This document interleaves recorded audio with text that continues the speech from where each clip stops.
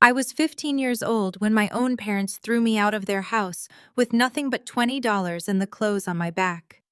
18 years later, my father slammed his fist on a mahogany conference table demanding I leave my beloved aunt's will reading.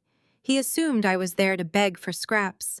My arrogant brother-in-law even tried to explain inheritance law to me, telling me that troubled runaway kids do not get a dime.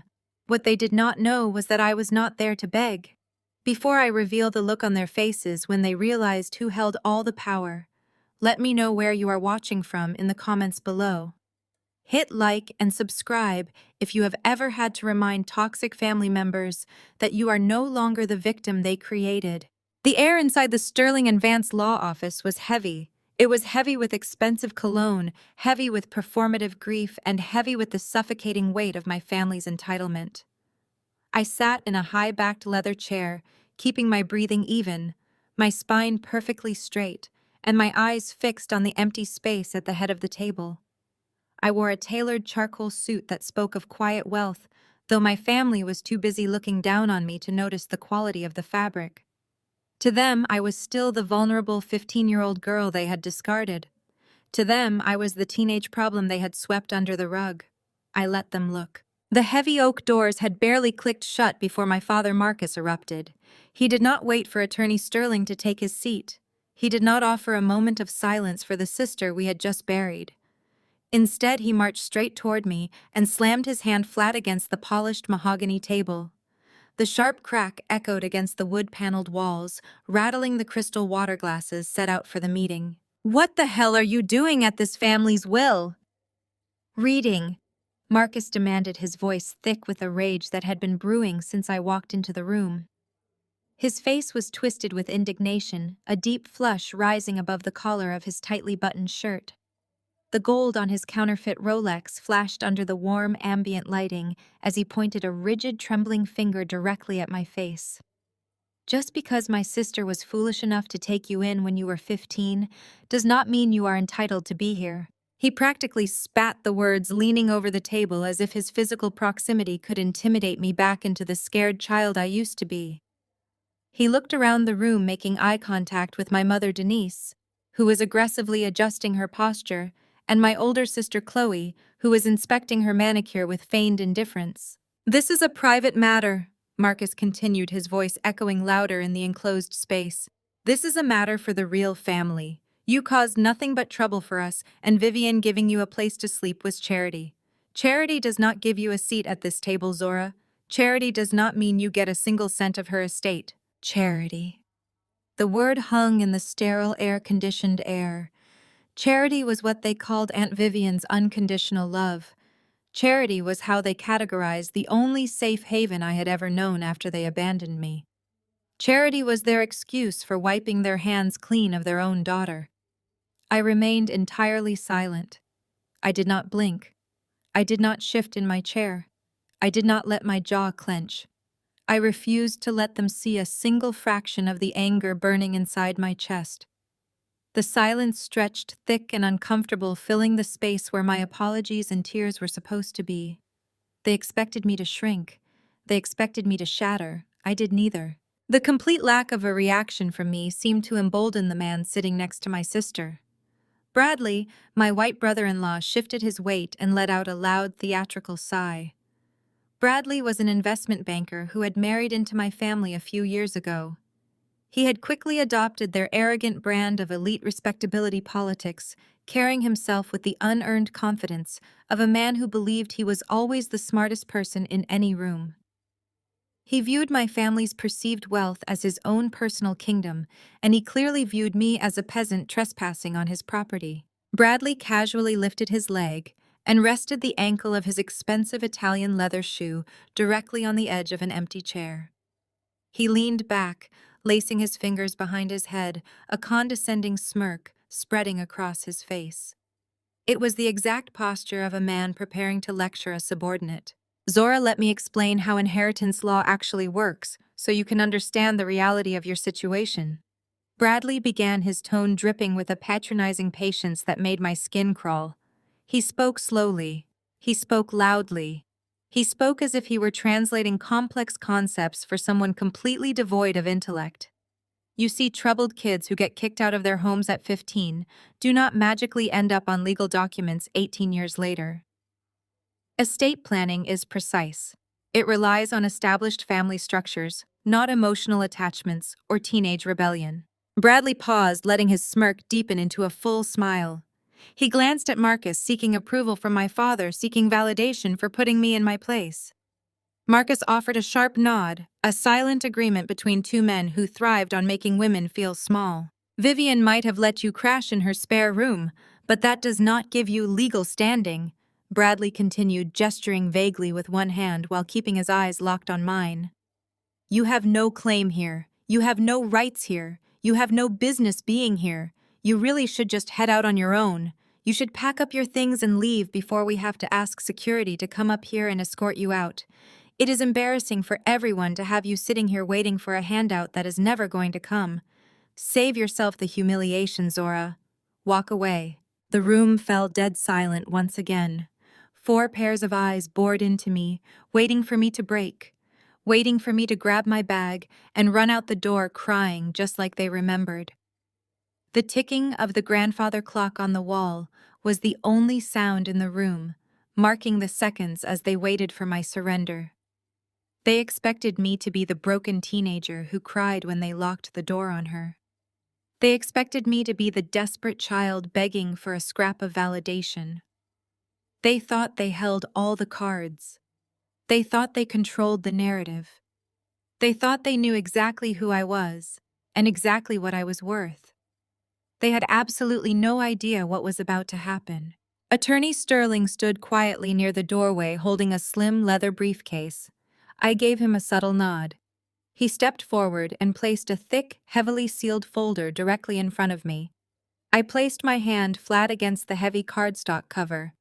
I looked across the table at Bradley, whose arrogant smile was still perfectly intact.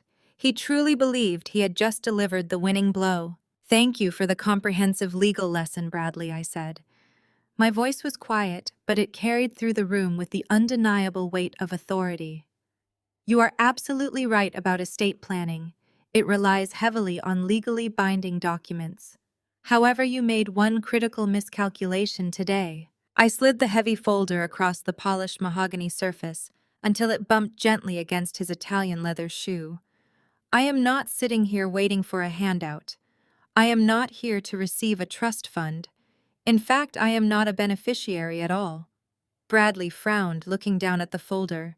I am here because Aunt Vivian legally appointed me as the sole executor of her entire $45 million estate, I announced. The smugness dripped off Bradley's face in an instant. He physically recoiled from the folder as if the paper itself were burning hot. He uncrossed his legs and sat up straight, his jaw going slack. Marcus dropped his hand from the table, his eyes darting between me and the document in pure shock. The silence returned, but this time it was suffocating them instead of me. $45 million. That staggering number hung over their heads like an anvil. They had expected a modest retirement fund and maybe a life insurance policy. They had absolutely no idea Vivian had quietly amassed a commercial real estate empire. And they certainly had no idea I was the one holding the keys to their kingdom. The shock held them hostage for exactly 5 seconds before the aggressive denial kicked in. My mother, Denise, was the first to snap. She pushed her chair back so violently, it scraped a harsh, jagged noise against the hardwood floor. She sprang to her feet, dropping her vintage Chanel bag to the ground. "You lying little manipulator!" Denise shrieked. Her carefully curated high society voice completely dissolved into sheer panic. "You tricked a sick old woman into signing those papers. You are a fraud. I knew exactly what you were the night you stole my pearl necklace. You were a delinquent at 15 and you are a parasitic failure now." That was her favorite weapon. The infamous pearl necklace incident was the foundational lie of our family history. It was the excuse they used to pack my bags and throw me onto the street like trash.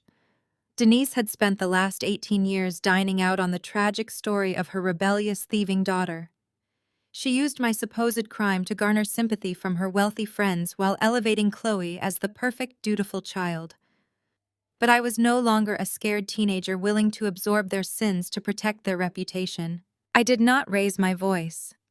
I leaned forward slightly, resting my elbows on the table, and locked my eyes onto hers with a chilling intensity. My pearl necklace, I repeated slowly, letting the words hang in the air. You mean the antique family pearls that went missing the summer before my sophomore year? The same pearls that Chloe pawned to pay off her massive underground gambling debts. Across the table, Chloe gasped loudly. The color drained entirely from her face, leaving her looking sickly and hollow. She gripped the edge of the table, her knuckles turning white. Bradley snapped his head toward his wife, his brow furrowed in utter confusion. He was a strict investment banker who demanded financial perfection. Clearly, Chloe had left her history of severe gambling addiction out of her pristine marital biography. Yes, Mother. I remember that night very clearly. I continued, not breaking eye contact with Denise. I remember you finding the pawn shop ticket hidden in Chloe's jacket pocket. I remember you crying on the kitchen floor, realizing your golden child was about to lose her full-ride medical school scholarship because she owed money to dangerous people. And most importantly, I remember you telling me that my future did not matter anyway. I remember you forcing me to take the blame so Chloe could keep her spotless record. Denise stood frozen. Her mouth opened and closed, but no words came out. The ugly truth was out in the open, exposed under the harsh fluorescent lights of the law office. The false narrative they had built their entire lives around was collapsing piece by piece. Bradley stared at Chloe, demanding an explanation silently, while Chloe refused to look him in the eye. You built this entire family on a lie. Mother, I said, my tone perfectly even. You threw me away to protect her. But the funny thing about lies is that they require control. And as the executor of this estate, I am the only one in this room with any control left. Bradley turned his body completely away from the table to face his wife. His voice was a low, dangerous hiss. You told me you took out those loans for a failed boutique business. You swore to me the debt was clean. Chloe shrank into her chair, refusing to meet her husband's furious gaze. She wrapped her arms around her stomach, looking like a cornered animal. Her perfectly manicured hands trembled against her designer dress. Denise tried to intervene, reaching a shaking hand toward her son-in-law. Bradley, do not listen to her. She is just trying to tear our family apart. That is what she does. She is toxic. I watched them scramble. It was fascinating to see how quickly their polished elite facade shattered when exposed to the truth. For 18 years, they had presented themselves as the pinnacle of respectable society while treating me like a dirty secret. Now the dirt was entirely theirs. Marcus realized he was losing control of the room. His wife was panicking. His golden child was exposed as a compulsive liar to her wealthy husband. His own financial security was rapidly dissolving right before his eyes. He stood up straight, puffing out his chest to project dominance. He aggressively adjusted his collar and glared down at me with pure, unadulterated hatred. You think you have won, Marcus said. His voice was dangerously quiet, a stark contrast to his earlier shouting. You think waving a piece of paper around gives you power over me? You have forgotten who I am, Zora. I sit on the board of directors for the largest and most prestigious congregation in this city. I play golf every single weekend with judges, politicians, and bank presidents. I am a pillar of this community. I did not blink. I simply waited for the threat I knew was coming. By tomorrow morning, Marcus promised, leaning his heavy frame over the table, I will have made a dozen phone calls. I will tell everyone in our elite circle exactly how you preyed on a vulnerable, dying woman. I will tell them you isolated my sister. I will say you manipulated her declining mental state, and you forged her signature to steal our family legacy. You will be a complete pariah. No one in this state will do business with you. I will drag your name through the mud until you cannot even secure a lease for a cheap apartment. I will destroy your reputation so thoroughly you will beg me to take this estate off your hands. He smiled a cruel, self-satisfied grin. You hold a piece of paper, Zora. I hold the court of public opinion. I will bankrupt you in probate court. I will drag this out for 10 years if I have to. You will spend every dime you have defending yourself against my lawyers. It was a solid threat. In a different lifetime, it might have terrified me. The old Zora would have cowered at the thought of facing the combined wrath of Marcus and his elite social network. But the woman sitting in that leather chair had spent the last decade building her own life from the ground up without a safety net.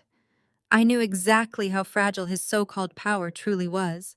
Your friends at the country club only tolerate you, Marcus, I replied, my tone conversational and light.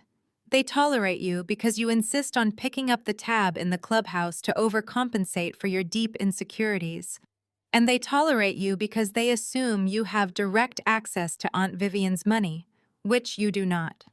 As for your golf buddies who are judges, I highly doubt they will want anything to do with a man who is about to be actively investigated for severe financial crimes. Marcus scoffed, waving his hand dismissively. Financial crimes. You are delusional. You are grasping at straws because you know I have you cornered. I leaned back in my chair, crossing my legs. I am not the one grasping, Marcus. I have been going through Vivian's accounts for the past 3 weeks. She gave me full administrative access long before she passed. I know exactly what you have been doing behind closed doors. A shadow of doubt crossed his face, but his arrogance quickly smothered it. You know absolutely nothing. You are a bitter little girl playing dress-up in a corporate office. Before I could respond, the heavy oak doors of the conference room swung open with a loud, violent thud. The sudden noise made Denise jump and let out a startled gasp. Attorney Sterling walked back into the room. He had stepped out briefly to take a scheduled call with the estate bankers, leaving me to deliver the initial shock. Now he looked completely different. His usual calm professional demeanor was entirely gone. His face was pale and his forehead was glistening with a thick layer of sweat. He ignored Denise. He ignored Bradley. He ignored Chloe. He walked straight toward the head of the table, stopping just inches away from Marcus. Sterling clutched a sleek tablet in his hand, his knuckles white from the tension. He took a sharp breath, looking directly into Marcus' eyes. Marcus Attorney Sterling said, his voice tight and breathless. I just got off the phone with the managing director at First Heritage Bank. We were finalizing the freeze on Vivian Estates accounts as per standard legal procedure. Marcus stood taller, crossing his arms. Good. Then you can freeze whatever fake executor account Zora claims to have. Sterling shook his head slowly. He did not look at me. He kept his eyes locked on Marcus. The tension in the room plummeted to sub-zero temperatures. Everyone stopped breathing. The director called to flag a catastrophic irregularity, Sterling continued. There is a secondary medical trust account set up exclusively for Vivian's end-of-life hospice care. 48 hours ago, someone completely drained that account. $2 million in cash and untraceable wire transfers was removed from the trust. Denise gasped, pressing both hands over her mouth. Bradley stood up from his chair, his eyes darting between Marcus and the attorney. $2 million, Marcus repeated. His voice was suddenly hollow. His confident posture vanished instantly. Well, that proves it. Zora stole it. She had access. She is a thief. Arrest her right now. Attorney Sterling swallowed hard, gripping the edge of the mahogany table. No, Marcus. The bank flagged the transaction because of the authorization forms used to bypass the standard security protocols. The signature on the withdrawal mandate, the identity verified by the notary, and the routing numbers for the receiving offshore accounts do not belong to Zora. Sterling paused, letting the dead silence amplify the heavy weight of his next words. The signature authorizing the theft of $2 million from a dying woman belongs to you, Marcus. Marcus went from pale to a deep mottled purple in a matter of seconds. He stared at Attorney Sterling with a mixture of terror and absolute fury. The heavy silence in the room was shattered by Marcus letting out a loud, harsh bark of a laugh. He waved his hand through the air as if he could physically swat away the accusation floating between them. You are out of your mind, Sterling. Marcus sputtered, his voice rising in pitch. You are completely out of your line to come in here and hurl accusations of theft at me. I am her brother. I was protecting her. He turned his desperate gaze toward the rest of the table, seeking an ally. He slammed his fist against the back of his chair. Vivian was not in her right mind. She was suffering from severe dementia in those final weeks. Everyone knew it. She was confused and terrified that the government was going to seize her assets for medical taxes. She begged me to move that money into a safe offshore account to protect the family legacy. I was doing exactly what she asked me to do. It was a strategic wealth management move. Attorney Sterling did not flinch. He adjusted his glasses and looked down at his tablet. That is a fascinating narrative, Marcus. However, it directly contradicts the sworn affidavits from 3 independent board-certified neurologists. They examined Vivian exactly 24 hours before you initiated that wire transfer. They declared her completely lucid, possessing full mental capacity, and entirely capable of managing her own affairs. There is no medical record of dementia. There is only a record of a healthy woman whose trust was illegally drained. Bradley took a large step away from Marcus. The investment banker in him was going into overdrive, calculating the sheer legal liability radiating from his father-in-law. "You committed wire fraud," Bradley said, his voice hushed with horror. "You bypassed bank security protocols to drain a hospice account. Do you have any idea what the federal penalties are for that? You are going to prison." "Keep your mouth shut, Bradley," Marcus snapped, pointing a trembling finger at his son-in-law. "This is family business. We handle our own money our own way." "It is not your money," I said quietly, bringing the attention back to the head of the table. "It was her hospice fund, Marcus. The money meant to keep her comfortable in her final days, and you stripped it bare." Denise realized the walls were closing in rapidly. Her husband was about to be indicted for a federal crime. Her golden child was exposed as a desperate gambling addict. The pristine, flawless image she had spent decades cultivating among her high society friends was disintegrating on the polished floor of a law office. She needed to regain control immediately. She needed a victory to anchor herself in her favorite daughter. She abruptly turned her back on Marcus, entirely ignoring the fact that he had just been exposed as a felon. She marched around the edge of the conference table until she was standing directly across from me. Her eyes were wild, but her posture was rigid with practiced entitlement. "Fine." Denise clipped out, waving her hand dismissively at her husband, as if grand larceny were a simple parking ticket. "Whatever administrative mix-up happened with the bank can be sorted out later." Marcus was acting in the best interest of the family.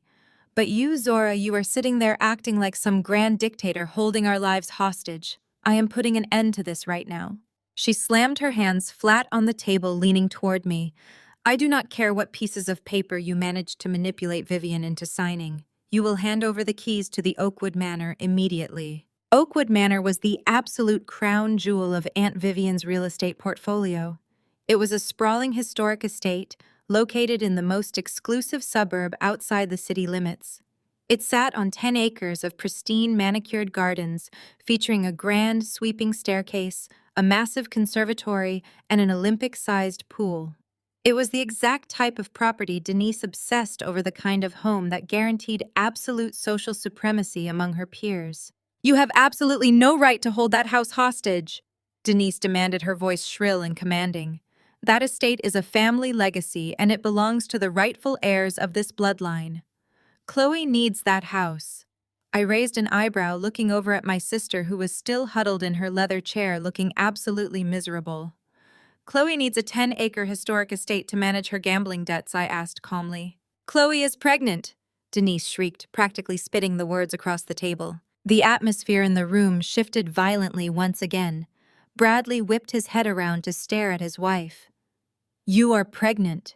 he asked, his voice a mixture of profound shock and sheer panic. Chloe nodded weakly, refusing to look him in the eye. She kept her arms wrapped tightly around her stomach, tears finally spilling over her eyelashes. She had clearly been hiding this from him, just like she hid the financial ruin she brought into their marriage. "Yes, she is expecting," Denise said proudly, puffing out her chest as if she had just produced a winning lottery ticket. "She is bringing a new life into this family. She is carrying the next generation of our legacy. She and Bradley cannot possibly raise a child in their current townhouse. It is far too cramped, and the neighborhood simply does not reflect our social standing anymore." Denise pointed a sharp manicured finger directly at my face. "Chloe requires the Oakwood Manor. She needs the space, the security, and the prestige to raise her child properly. She needs to maintain the image of this family.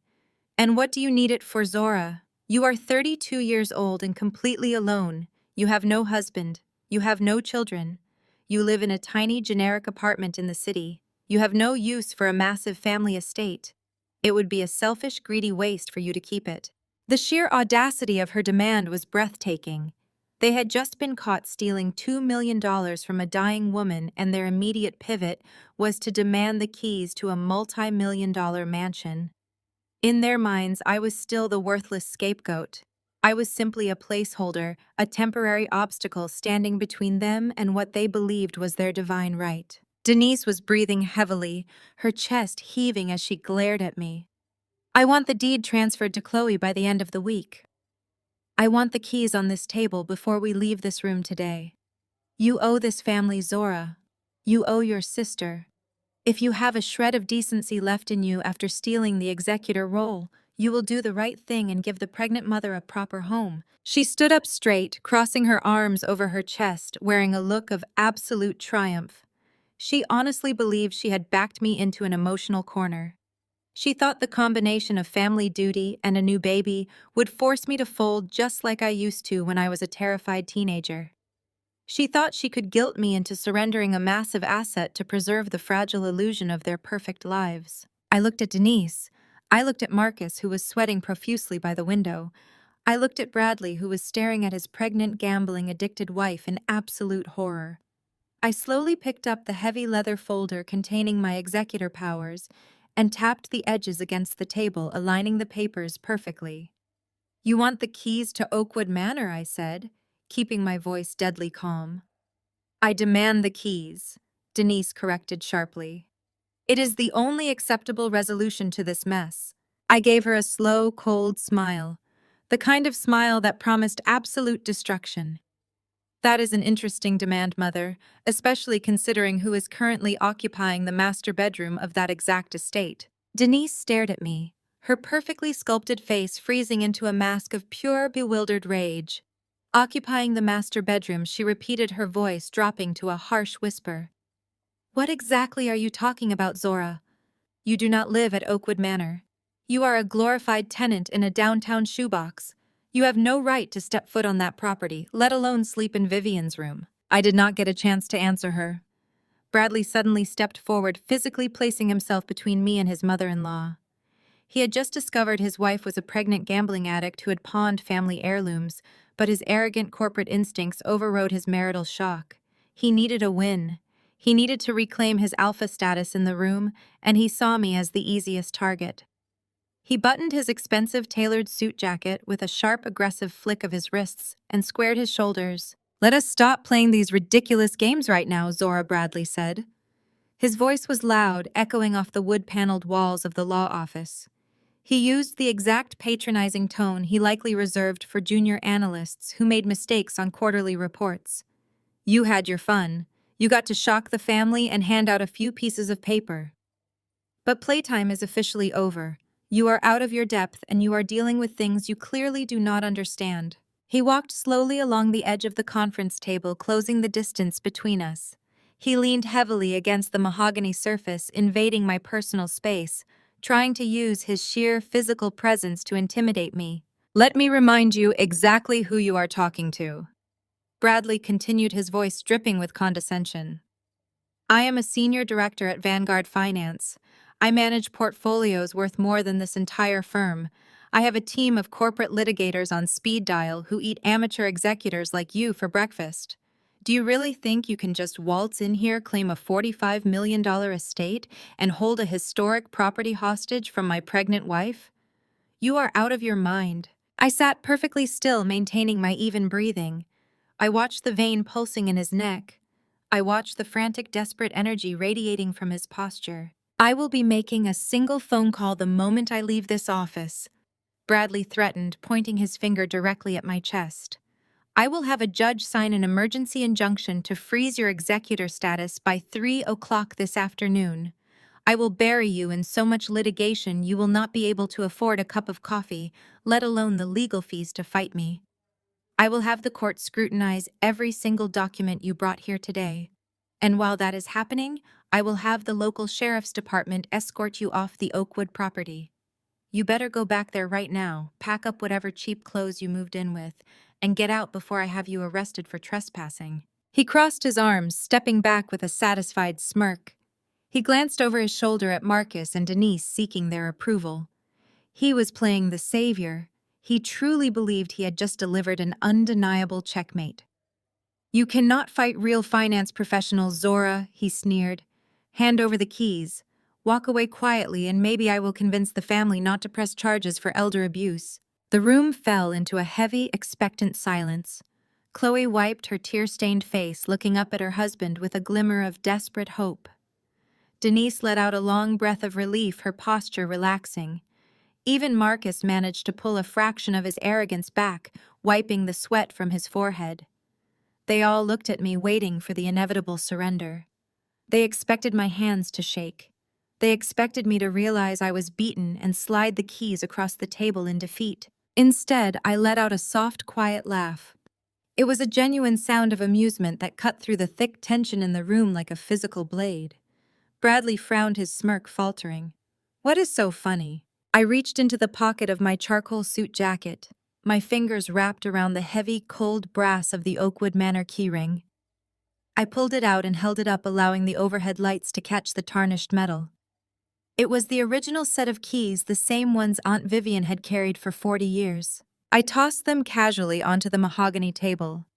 The heavy metal hit the wood with a loud, sharp clatter that made everyone in the room flinch. The keys slid across the polished surface and came to a stop directly in front of Bradley. Take them, I said, my voice smooth and entirely unbothered. Go ahead, Bradley. Pick them up. Take your pregnant wife and go claim your grand family legacy. Bradley stared down at the keys suspiciously. He did not move his hands. Denise took a hesitant step forward, her eyes locked on the brass ring. There is just one minor detail you might want to run by your brilliant team of corporate litigators at Vanguard Finance. I continued, leaning back in my chair and crossing my arms. You cannot file a court injunction to seize an asset that does not belong to the estate. Bradley's head snapped up. What are you talking about? Oakwood Manor is not in the will, Bradley, I said, enunciating every word with deliberate precision. It is not part of the $45 million portfolio. It does not belong to Vivian. It does not belong to Marcus. And it certainly will never belong to Chloe. Denise slammed her hands on the table. That is a lie. That house has been in the family for decades. Vivian would never let it go. Vivian did not want to let it go. Mother, I replied, my voice dropping to a harsh, chilling pitch, but she did not have a choice. 5 years ago, when her health started failing, the medical bills became catastrophic. She needed specialized treatments, round-the-clock care, and expensive experimental therapies just to stay alive. She called you, Marcus. She called you dozens of times, begging for a loan from the family business. And what did you do? You ignored her. You blocked her number. You told everyone she was just being dramatic, and you refused to give her a single dime. Marcus swallowed hard, the color draining from his face once again. He looked away, unable to meet my eyes. So she did the only thing she could do to survive, I said, turning my attention back to Bradley. 5 years ago, Aunt Vivian sold Oakwood Manor outright. She sold the land, the house, and the gardens to Zenith Holdings, a commercial real estate conglomerate. She liquidated her most prized possession just to pay the medical debts her own brother refused to help with. Chloe let out a strangled sob, covering her face with her hands. The grand estate, the prestigious home she needed to hide her failures and raise her child, was gone. It had been gone for half a decade. Bradley stared at me, his mouth opening and closing like a fish on dry land. His grand corporate threat had completely dissolved into thin air. He had threatened to unleash an army of lawyers over a property that belonged to a faceless corporation. But you just said you were living in the master bedroom. He stammered, his voice stripped of all its former power. If Zenith Holdings owns it, how are you there? I smiled, leaning forward until I was just inches away from his face. Because Zenith Holdings intended to bulldoze the property and build luxury condos, I explained softly. But they agreed to lease the house back to Vivian for the remainder of her life so she could die in her own home. The rent was exorbitant. She could not afford it. So I paid it. For 5 years, I worked 80-hour weeks at my firm to pay the corporate lease on Oakwood Manor, so the woman who saved me from the streets would not be evicted by her own family's greed. I paused, letting the absolute devastation of the truth wash over them. I am the sole name on the Zenith Holdings lease, Bradley. I am the legal tenant. You can take those keys and try to move in. But if you or your wife step one single foot onto that property, I will not need a team of corporate lawyers to remove you. I will just call the police and have you arrested for breaking and entering. The silence that followed my words was absolute and suffocating. It was the kind of profound quiet that only exists right after a bomb has been dropped, but before the shockwave actually hits. Bradley stared at me, his jaw working soundlessly as his corporate mind desperately tried to process the information. He was a senior director at a major financial firm. He knew exactly what Zenith Holdings was. He knew their reputation, their aggressive market strategies, and the sheer scale of their commercial real estate portfolio. "You are lying!" Bradley finally breathed, his voice barely a whisper. He shook his head violently, taking a step back from the table. Zenith Holdings is a multi-billion-dollar conglomerate. They do not rent out properties to charity cases. They develop commercial sectors. You are just a squatter playing games with documents you do not understand. Denise latched onto his denial like a drowning woman clinging to a life raft. "Yes," she gasped, her voice shrill and desperate. "She is lying, Bradley. She has always been a liar. She is just trying to scare us into backing down. We will take this to court. We will have the lease nullified.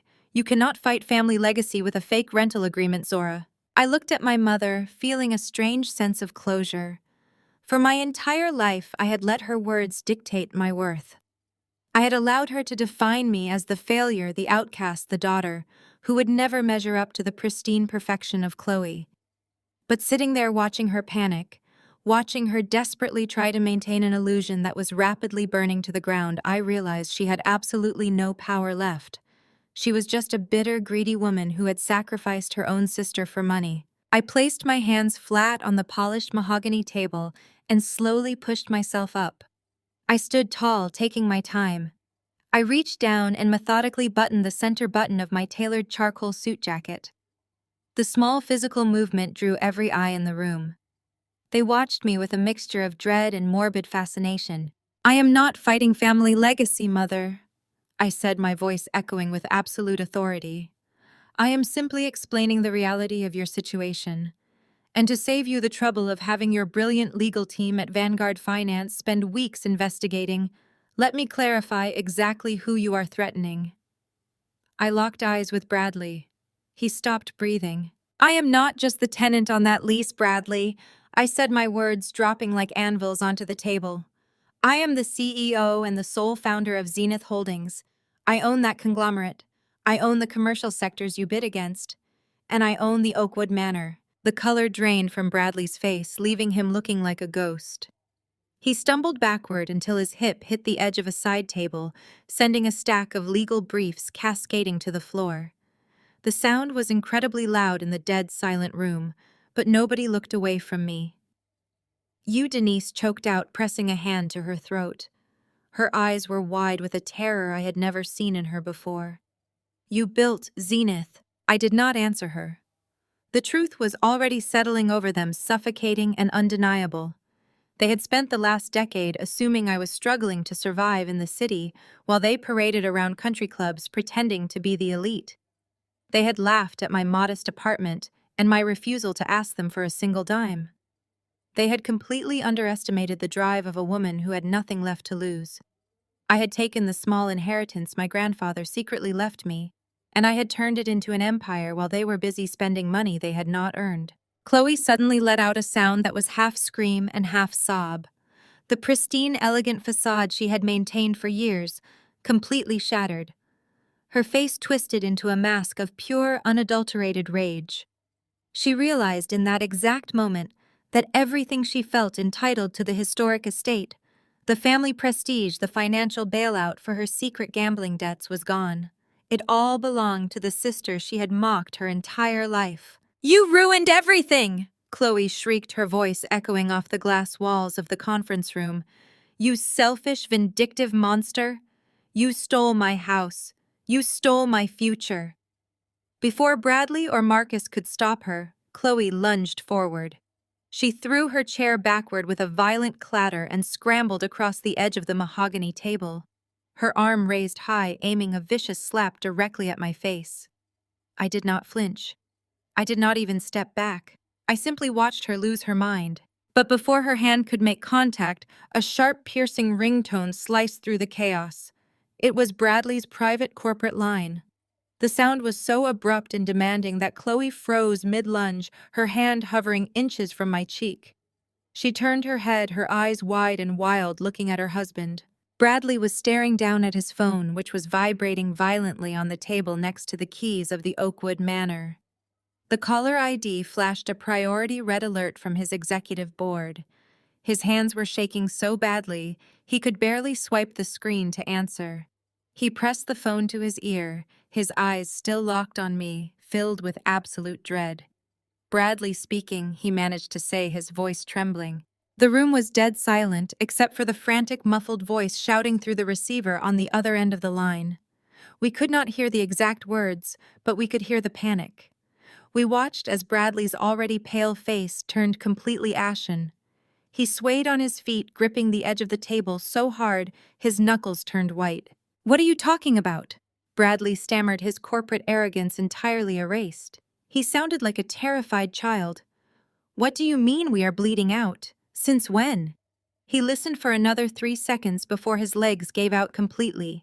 He collapsed heavily into his chair, staring blankly at the far wall. "A hostile takeover," Bradley whispered, the phone slipping from his grip and clattering onto the desk. He did not seem to notice that he had dropped it. He looked up at Marcus, his eyes completely hollow. "The firm. Vanguard Finance. We are facing a massive hostile takeover. Someone is systematically buying up all our majority shares. They have been doing it quietly for months through shadow LLCs and shell accounts. They just initiated the final aggressive buyout. The board is in complete panic. We are losing the company." Marcus gripped his chest, his breathing becoming shallow and erratic. "Who?" he demanded, his voice cracking with fear. "Who is buying the shares? Who has that kind of capital?" Bradley slowly turned his head to look at me. The realization dawning in his eyes was a magnificent thing to witness. "It is you," Bradley whispered, the phone slipping completely from his fingers and hitting the carpet. The sound was muffled, but the impact of his words echoed like a gunshot. "Zenith Holdings. You are the shadow buyer. You are leveraging Vivian's liquid assets to fund a hostile takeover of my firm." I slowly stood up from the mahogany table, smoothing the front of my jacket. "I did not use Vivian's money, Bradley. I used my own. Zenith Holdings has been acquiring Vanguard debt for the last 18 months. You built your entire career on over-leveraged high-risk portfolios while treating your clients like disposable assets. You left the back door wide open. I simply walked through it. By the time the market opens tomorrow morning, I will possess a 61% controlling interest in Vanguard Finance, and my first official act as the majority shareholder will be the immediate termination of the senior director who attempted to steal $2 million from a hospice fund." Bradley looked like he was going to be physically sick. Marcus and Denise stood frozen in a state of absolute paralysis. The golden son-in-law, the financial titan they had worshipped, was being dismantled piece by piece before their very eyes. "I suggest you all leave," I said, my voice devoid of any emotion. "You have a lot of packing to do." They practically fled the office. Marcus shoved past the heavy oak doors without holding them for his wife. Chloe sobbed hysterically as Bradley dragged her down the corridor, his face buried in his hands. I watched them go, knowing a wounded animal was the most dangerous kind. They had lost the legal battle, and they had lost the financial war. The only battlefield they had left was the one they had dominated for 30 years, the court of public opinion. Within 48 hours, the pristine, polished machinery of the city black elite was fully weaponized against me. Marcus and Denise did not retreat into shame. They leaned into their lifelong connections. Marcus sat on the board of the most prestigious country club in the county. He was a senior deacon at a megachurch with 10,000 wealthy congregants. Denise chaired 3 different philanthropic committees. They had spent decades building an impenetrable fortress of social capital, and they unleashed every ounce of it to destroy my name. The Whisper campaign began at the country club luncheons and charity galas. Marcus stood in the clubhouse surrounded by judges, local politicians, and real estate developers shaking his head with manufactured sorrow. He spun a masterful, tragic narrative. He told them Vivian had lost her mind in her final days. He claimed I had isolated her from her loving family, changing the locks and screening her phone calls. He told everyone who would listen that I had manipulated a dying, vulnerable woman into signing away the family legacy just to feed my own corporate greed. Denise played the role of the heartbroken matriarch to perfection. She sat in the front pew of their church, weeping silently into a lace handkerchief, while the pastor offered prayers for a family torn apart by the sins of a wayward daughter. They painted themselves as the victims of a ruthless, calculating predator. And because they wore the right clothes, drove the right cars, and hosted the right parties, their elite circles swallowed the lies without hesitation. But the true devastating blow came from Chloe. She knew she could not compete with me in a boardroom, so she took the war to a platform where she held absolute power: social media. Chloe had over 500,000 followers on her curated lifestyle accounts. She was the picture of suburban perfection, the beautiful glowing wife with the flawless home and the perfect aesthetic. On a Thursday evening, she uploaded a video that was a masterclass in psychological manipulation. There was no ring light. There was no designer makeup. Chloe sat on the floor of a sparsely decorated room, wearing a plain, oversized sweater. Her hair was messy. Her eyes were red and swollen. She cradled her slightly visible pregnant belly with trembling hands. "I never thought I would have to make a video like this," Chloe began, her voice breaking perfectly on the first sentence. A single tear rolled down her cheek. "But my family is living a nightmare. My beautiful Aunt Vivian passed away last week. We are completely heartbroken. But what makes this tragedy unbearable is what happened in her final days." She looked directly into the camera, her lower lip quivering. "My older sister Zora took advantage of Aunt Vivian's severe dementia. While we were making funeral arrangements, Zora was forging documents. She stole our family estate. She forced my husband and me out of the home we were preparing for our first baby. I am pregnant, and my sister is trying to put us on the street because we refuse to let her abuse our aunt anymore. Please pray for us. We are fighting a monster." The video went viral locally in less than an hour. The comment section became a cesspool of absolute hatred directed at me. People who had never met me were calling for my arrest, demanding I be investigated for elder abuse. The local gossip blogs picked up the story, framing it as a tragic tale of corporate greed destroying a loving model family. The narrative was perfectly packaged: the beautiful pregnant sister fighting against the cold, heartless CEO. The fallout hit Zenith Holdings by Friday morning. I was sitting in my corner office reviewing the final integration strategy for the Vanguard Finance acquisition when my executive assistant Maya knocked on the door. Her face was tense, holding a stack of printed emails. "Zora, we have a problem," Maya said, placing the papers on my desk. "Harrison and Associates just pulled out of the downtown commercial lease agreement, and the architectural firm we hired for the West Side Development project has suspended their contract." I frowned, picking up the emails. What reason did they give? Maya shifted uncomfortably. "They cited a morality clause. They said they cannot afford the reputational risk of doing business with you right now." "The video your sister posted it has 1 million views, Zora. The local news station is running a segment on it at 5 o'clock. The public relations fallout is bleeding into our mid-tier partnerships. People are threatening to boycott any firm associated with Zenith Holdings." I stared out the floor-to-ceiling windows overlooking the city skyline. Marcus and Denise were trying to bleed me dry from the outside in. They thought if they destroyed my reputation, my business would collapse. and I would be forced to sell Oakwood Manor to survive.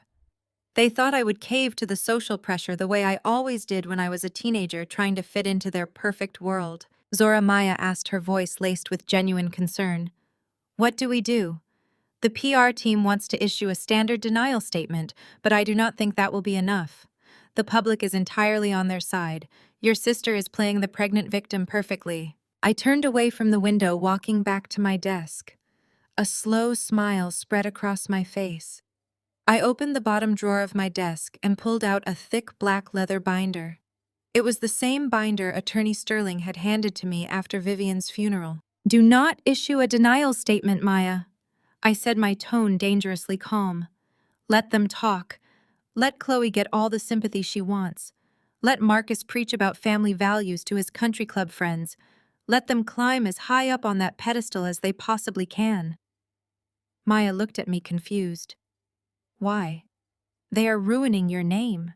Because I said, opening the black binder to reveal a stack of high-definition photographs, bank statements, and encrypted email logs. The higher they climb, the harder the impact will be when I shatter the pedestal. Call Attorney Sterling. Tell him it is time to release the hospice security footage to the federal prosecutors, and book me a primetime interview on that exact same local news network for Monday evening. I think it is time the city learns how the model family really funds their lifestyle. But before the cameras started rolling on Monday, there was one final social obligation I had to attend. Saturday night was the annual Vanguard Finance Charity Gala. Bradley and Chloe had completely hijacked the pre-planned philanthropic event, turning it into a desperate emergency fundraising mission. They needed an immediate massive influx of liquid capital to fend off my hostile takeover of Vanguard. Just as importantly, they needed to publicly solidify their victim narrative in front of the city's most powerful figures. They had intentionally invited several of my mid-tier business partners, the very people who had paused their contracts with Zenith Holdings, hoping to parade my supposed downfall in front of them and secure their investments for Vanguard instead. I stepped out of my town car and looked up at the crystal atrium. The venue was a spectacular glass and steel structure glowing with warm golden light against the dark night sky. Valets were rushing to open the doors of luxury vehicles. Women in couture gowns and men in custom tuxedos filed into the grand entrance. It was a flawless picture of wealth and prestige. It was a room full of people wearing very expensive masks. I wore a tailored emerald green silk suit. I wore no jewelry and carried a simple clutch. I did not need to wear my net worth on my sleeve to walk into a room full of cowards. As I approached the grand double doors, a figure stepped out from behind the velvet ropes blocking my path. It was Denise. She was wearing a heavy beaded gown that looked suffocatingly tight. Her hair was styled into a rigid updo, but up close the cracks in her pristine facade were glaringly obvious. The makeup under her eyes was caked on too thick, trying to hide the dark circles of sleepless nights. Her hands trembled slightly as she clutched her beaded evening bag, yet her chin was tilted up, projecting that familiar toxic arrogance. Are you here to apologize? Denise demanded, her voice a venomous hiss that barely carried over the sound of the string quartet playing inside the lobby. I stopped and looked at her, letting the silence stretch for a long, uncomfortable moment. I am here to attend the gala, Mother. I received an invitation. She scoffed, her eyes raking up and down my green suit with overt disgust. You have a lot of nerve showing your face here after what you did to your sister. Did you really think you could just walk into our world after trying to destroy my husband? How much did it cost to rent that suit, Zora? Did you have to empty your little savings account to pretend you belong here? I did not flinch. I simply watched the desperate, frantic energy rolling off her. Go inside, Denise sneered, stepping aside and gesturing toward the grand ballroom with a sweeping theatrical wave of her hand. Go ahead. Walk in there. Everyone in that room has seen Chloe's video. Everyone knows exactly what kind of heartless predator you are. Go inside and see how high society crushes you. You are going to be a complete pariah by the end of the night. I gave her a polite, measured nod. Thank you for the warm welcome. I will be sure to mingle. I walked past her, leaving her standing in the cold air. The moment I crossed the threshold into the main ballroom, the atmosphere shifted. The The crystal atrium was packed with hundreds of the city's elite. Waiters glided through the crowd carrying silver trays of champagne and caviar. The room buzzed with the low hum of wealthy networking. But as I moved deeper into the room, the conversations nearest to me began to drop off. The whispers started instantly. Heads turned, eyes darted in my direction before quickly looking away. I could feel the collective judgment of the black elite pressing down on me. These were people who had known my parents for decades. These were the people who sat in Marcus' pews and attended Denise's luncheons. They had swallowed the narrative of the heartbroken pregnant sister and the evil corporate sibling whole. I kept my posture perfectly straight and my expression neutral. I did not shrink under their stares. I walked through the ballroom like I owned the building. Across the room I spotted Chloe. She was holding court near a massive ice sculpture surrounded by a group of wealthy older women. She was playing her role to absolute perfection. She wore a pale pink maternity dress that accentuated her stomach. She was dabbing the corners of her eyes with a tissue, nodding bravely as the women patted her arms and offered words of comfort. She was harvesting their sympathy and turning it into social currency. Then her eyes locked onto mine. Chloe froze. Her hand dropped to her side. The tragic victim routine vanished for a split second, replaced by a flash of pure, unadulterated panic. She quickly grabbed the arm of the woman next to her and whispered something pointing subtly in my direction. The entire group turned to glare at me with open hostility. I simply raised my glass of sparkling water in their direction and took a slow, deliberate sip. Zora. The loud, aggressive voice cut through the ambient noise of the ballroom. I turned to see Bradley marching toward me.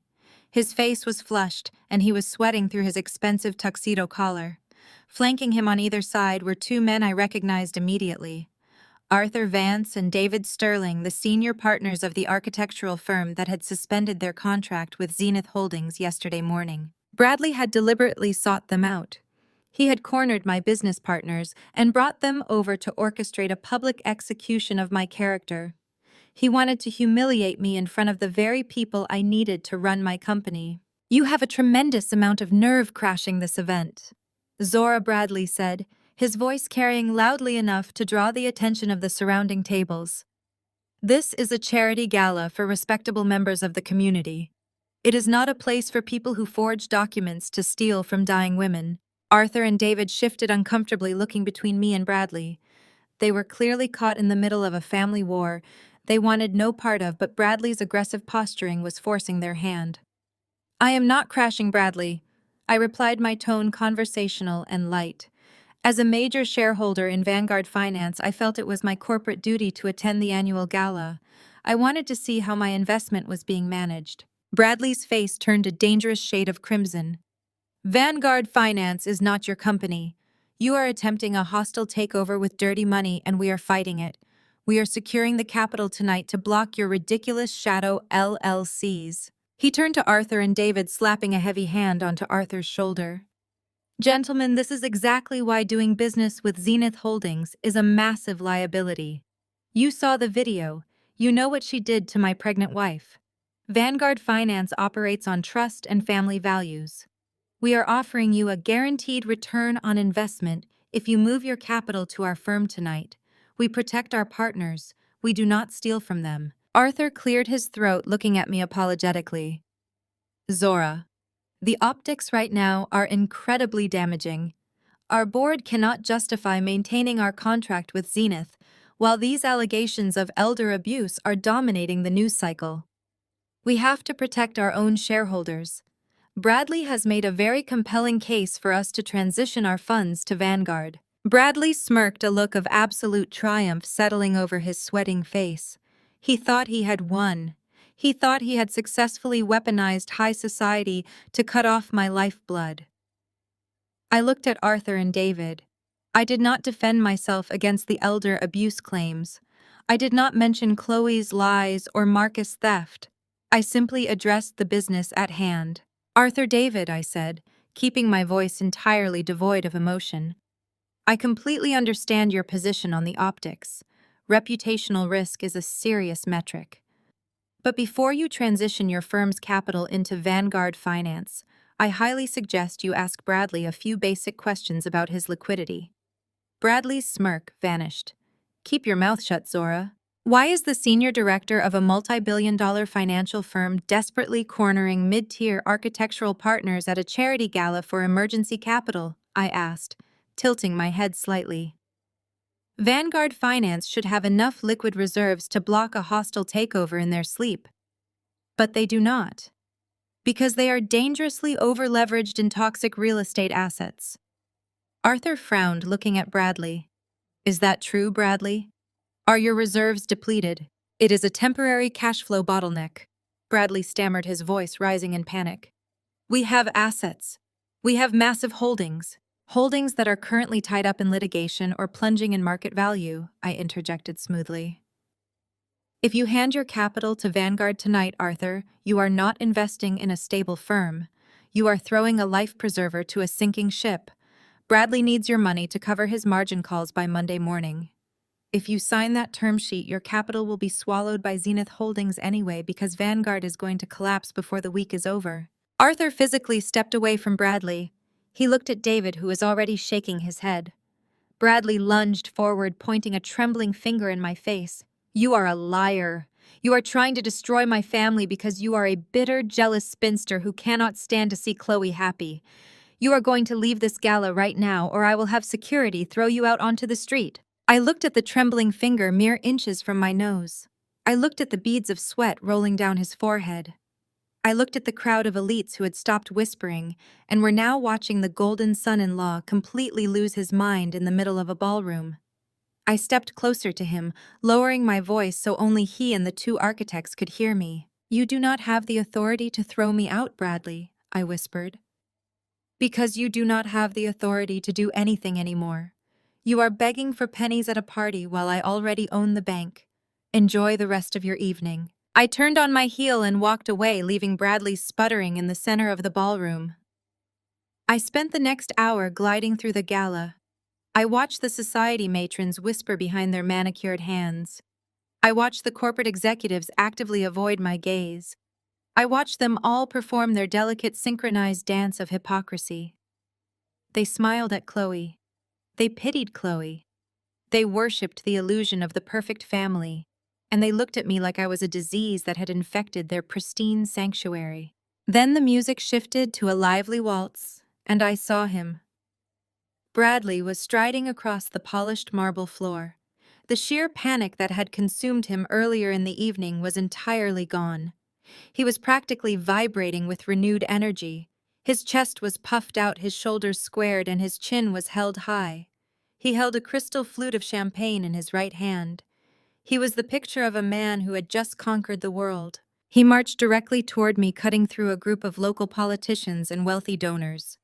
He did not hesitate. He raised his crystal flute and deliberately struck it against the glass of sparkling water in my hand. The sharp clink of the crystal rang out clearly over the music. You really thought you had me? Zora Bradley said, his voice dripping with absolute smugness. You really thought your little shadow companies were going to bleed Vanguard dry before Monday morning? I said nothing. I simply watched his desperate need to gloat. He needed to win. He needed to be the smartest man in the room. He needed to crush me to prove his own worth. We just secured a massive emergency relief package, Bradley announced, leaning in so the surrounding guests could catch the edges of his triumph. $500 million injected directly into our operating reserves. The wire transfer is already authorized and pending for Monday at dawn. Your hostile takeover is officially dead in the water. We diluted your shares the moment we signed the term sheet. He took a long, highly satisfied sip of his champagne. We were saved by Obsidian Capital.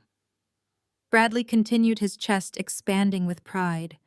A top-tier legacy fund out of New York. Do you know what that means, Zora? That is the power of real white institutional connections. That is what real old money looks like. You can play your little corporate games and buy up cheap debt, but you will never breach the inner circle. The real power brokers do not let people like you win. Your game is over. I stood perfectly still. I let him savor his victory. I let him hold on to that fragile, beautiful illusion for exactly 5 seconds. I looked at the triumphant smirk on his face. I looked at the way he held his champagne glass like a hard-won trophy. Relief funding. I said, my voice smooth and dangerously quiet. Congratulations, Bradley. That is quite the accomplishment for a Friday night. I took a slow sip of my sparkling water, never breaking eye contact. But out of curiosity, I continued, my tone shifting to something ice cold. Did you actually read the terms you just signed? Did you read Clause 4, Section B of the Obsidian contract? Bradley's smirk faltered. The corners of his mouth twitched downward just a fraction of an inch. It is a standard emergency equity stake, he said defensively. My legal team reviewed it. It is not standard, Bradley, I replied softly. Did you read the part where you collateralized the loan? Did you read the part where you bypassed the firm's assets and put up your personal wealth to guarantee the immediate transfer? He stopped blinking. The color began to slowly drain from his cheeks. I stepped closer, invading his space, forcing him to hear every single syllable. You signed away the offshore accounts. You signed away the luxury vehicles. You signed away the new estate you and Chloe were closing on next month. You signed away your stock options. You signed away your entire life. Bradley's breathing turned shallow and rapid. How do you know the terms of a confidential contract? He demanded, his voice trembling. How do you know about Clause 4? I smiled. It was a sharp, predatory smile that offered absolutely no mercy. Because Obsidian Capital is a holding company, Bradley, I explained, pronouncing each word with lethal precision. It is a subsidiary fund created entirely for high-risk acquisitions. It is a subsidiary of Zenith Holdings. You were so desperate to be saved by the white establishment that you did not even bother to look at who was actually holding the pen. The champagne flute slipped from Bradley's fingers. It hit the marble floor and shattered into 100 glittering pieces. The sound drew the attention of half the ballroom, but Bradley did not notice. He could not look away from me. I am Obsidian Capital, I said, watching the absolute terror take over his features. I am the White Knight. I am the savior you just sold your soul to. You did not block my takeover, Bradley. You handed me the keys to the firm, and you gave me the keys to your personal vault as a bonus. He opened his mouth, but no sound came out. He was completely paralyzed. I watched the arrogance drain from his eyes. I watched the fight drain from his posture.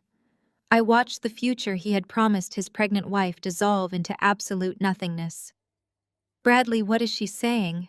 Chloe pushed her way through the crowd, her hands resting protectively over her maternity dress. She looked from the shattered glass on the floor to her husband's ashen face. Denise was right behind her, wearing a look of deep concern and mounting dread. Bradley, Chloe asked again, her voice rising in panic. What is going on? Why are you looking at her like that? I turned my gaze to my sister. I looked at the woman who had spent her entire life taking everything she wanted and leaving me with the scraps. I looked at the woman who had gone on social media to destroy my name just 24 hours ago. I am saying, your husband just signed away your entire life, Chloe, I said. I own your bank accounts. I own your cars. And by Monday morning, I will own the very shoes on your feet. Chloe let out a sharp, breathless gasp, stepping away from Bradley as if he had suddenly caught fire. She looked at him with wide, terrified eyes, waiting for the immediate, aggressive denial that he always delivered when challenged. She waited for him to put me in my place. Bradley shook his head, his face flushing with a sudden, violent burst of bruised ego.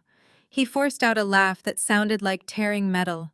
He adjusted his bow tie, desperately trying to stitch his alpha male persona back together in front of the architects and his mother-in-law. This is exactly why women like you have absolutely no place in corporate finance, Zora Bradley sneered, his voice dripping with forced condescension. He looked at Arthur and David, rolling his eyes, as if inviting them to share a joke. You read a few buzzwords in a business magazine, and you think you understand institutional wealth. Let me explain this to you slowly so you can comprehend it. I signed a standard mezzanine debt facility. It is a transitional equity bridge. It is secured against Vanguard's future revenue projections, not my personal checking account. You are confusing basic retail banking with high-tier private equity. Stop embarrassing yourself. He turned to Chloe, reaching out to touch her arm. Do not listen to her, sweetheart.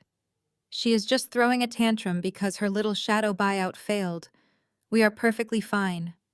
I saved the firm. I did not raise my voice. I did not need to. I took one step forward, and the sheer force of my presence made Bradley drop his hand. A standard mezzanine debt facility. I repeated, testing the words on my tongue like a cheap wine. That is what you think you signed. You saw a massive dollar amount, a low initial interest rate, and a 6-month grace period, and you signed the term sheet like a desperate amateur. But you are forgetting one vital detail, Bradley. I wrote that contract. I tailored every single clause specifically for your unique brand of arrogance.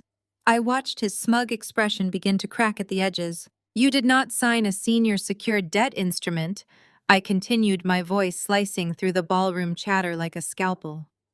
You signed a highly leveraged subordinated debt agreement with a toxic cross-default provision.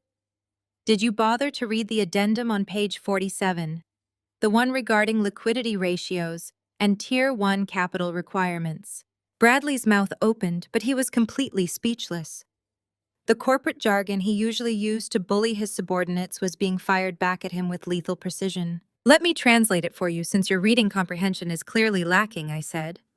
The Obsidian Capital Relief Fund was strictly contingent upon Vanguard Finance maintaining a minimum market capitalization threshold at the exact moment of closing.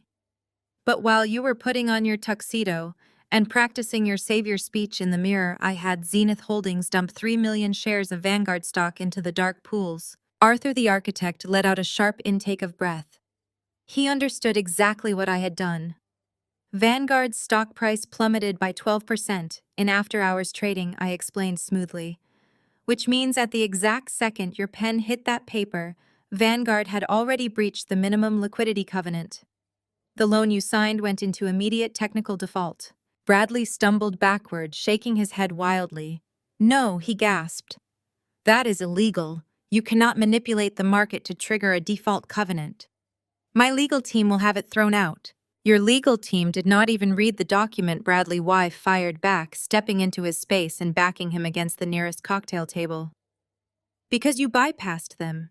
You bypassed your chief compliance officer and your risk management board because you wanted to play the hero.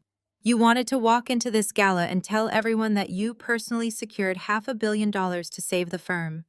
You signed a binding personal guarantee without corporate oversight. I leaned in close enough to see the beads of sweat gathering on his upper lip. Because the loan was in default upon execution, the accelerated repayment clause was instantly triggered. I said, breaking down the financial trap piece by piece. Obsidian Capital has the legal right to seize the collateral immediately to cover the outstanding principal. And since you bypassed your board, Vanguard is not liable for the default. You are. You personally guaranteed the bridge loan with your own asset portfolio. You put up your offshore accounts, your investment properties, your luxury cars, and the new estate you are currently under contract for. You offered it all up on a silver platter because you were too arrogant to admit you needed a lawyer to hold your hand. Chloe let out a piercing wail, clutching her stomach. Bradley, tell me she is lying, she shrieked, grabbing the lapels of his tuxedo. Tell me you did not put our new house on that contract. Tell me we are not losing our money. Bradley could not look at her. He stared at the marble floor, his chest heaving, his eyes darting frantically back and forth as he mentally reviewed the contract he had so eagerly signed an hour ago. The realization of his colossal, monumental stupidity was physically crushing him. He had thought he was swimming with the sharks. He had not realized he was the bait. Arthur and David, the two men Bradley had brought over to humiliate me, were staring at him with absolute disgust. You bypassed your own compliance officers to sign a blind mezzanine loan, David asked, his voice laced with professional horror. Are you out of your mind, Bradley? You just bankrupted yourself and handed Vanguard over to a hostile buyer in a single signature. Arthur shook his head, pulling his suit jacket straight. We are done here. I am calling my board right now. We are permanently severing all ties with Vanguard Finance. I will not have my firm associated with this level of gross incompetence. Please, Arthur, wait, Bradley begged, reaching out a trembling hand. It is a misunderstanding. I can fix this. I can call the SEC. Arthur swatted his hand away as if Bradley were carrying a plague. You cannot fix anything, you absolute fool. You just got outplayed by a woman who is 10 times the executive you will ever be. Do not ever contact my office again. The two architects turned and walked away, leaving Bradley utterly isolated in the middle of his own social circle. The society matrons who had been comforting Chloe just moments ago were now backing away, whispering furiously among themselves. The scandal was too radioactive. Nobody wanted to be standing near the man who had just lost everything to his own ego. Denise grabbed Bradley's arm, her fingernails digging into his tuxedo jacket. "Fix this!" she hissed, her perfectly manicured face twisted into an ugly snarl. "Call your partners. Call the bank. You are not dragging my daughter down into poverty. Fix it right now." "I cannot fix it!" Denise, Bradley shouted, finally breaking his voice, cracking with pure despair. He pushed her hand off his arm, taking several frantic steps backward. "The contract is binding. The collateral is locked. It is gone. It is all gone." He looked up at me, his eyes wide and bloodshot. "You planned this from the very beginning," he whispered. "You knew I would look for emergency funding. You knew I would try to bypass the board to take the credit." "You are entirely predictable, Bradley," I replied, adjusting the cuff of my green silk suit. "You have spent your whole life relying on male privilege and a fancy title to cover up the fact that you are a remarkably mediocre businessman. You thought because I am a woman, because I am Zora, because I did not grow up going to your elite little country clubs that I could not possibly understand the complexities of global finance. You thought you could mansplain a predatory lending contract to the woman who designed it." I took a step toward Chloe, who was weeping openly into her hands, her perfect pink maternity dress, looking suddenly ridiculous and out of place. "I told you earlier today, Chloe," I said, directing my attention solely to my sister. "I told you that Oakwood Manor was not part of Vivian's estate. I told you I held the lease. And you thought you could use this gala to destroy my reputation and force me out.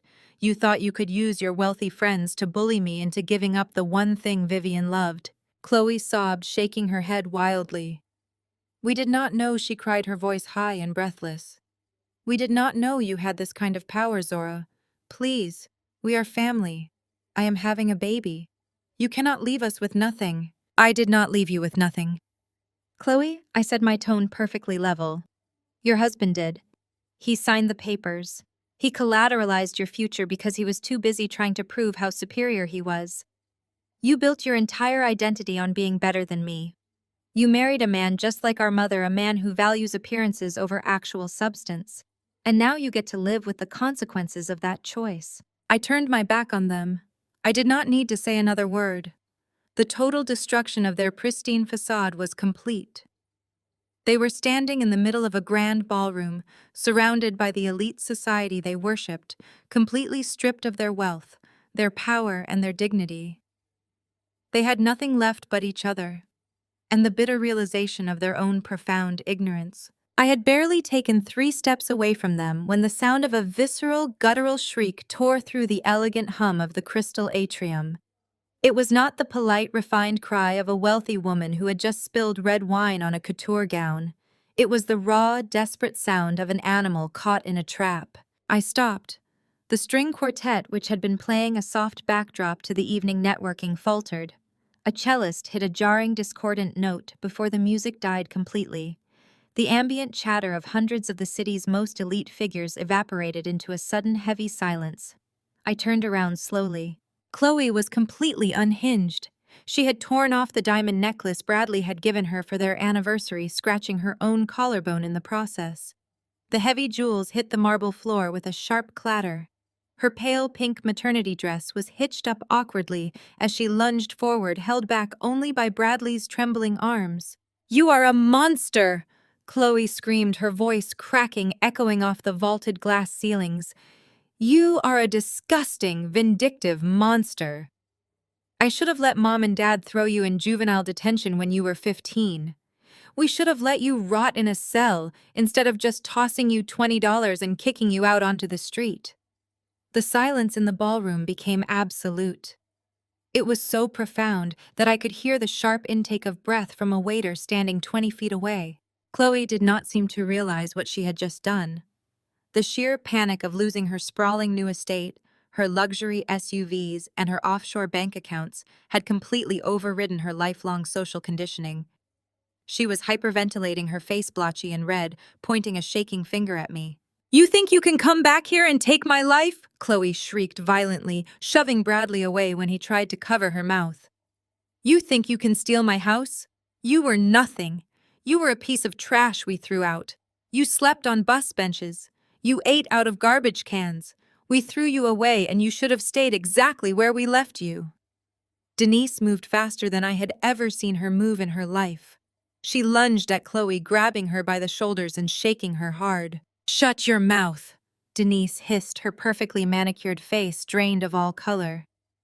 Her eyes darted frantically around the ballroom, taking in the horrified expressions of the politicians, the board members, and the society matrons she had spent decades cultivating.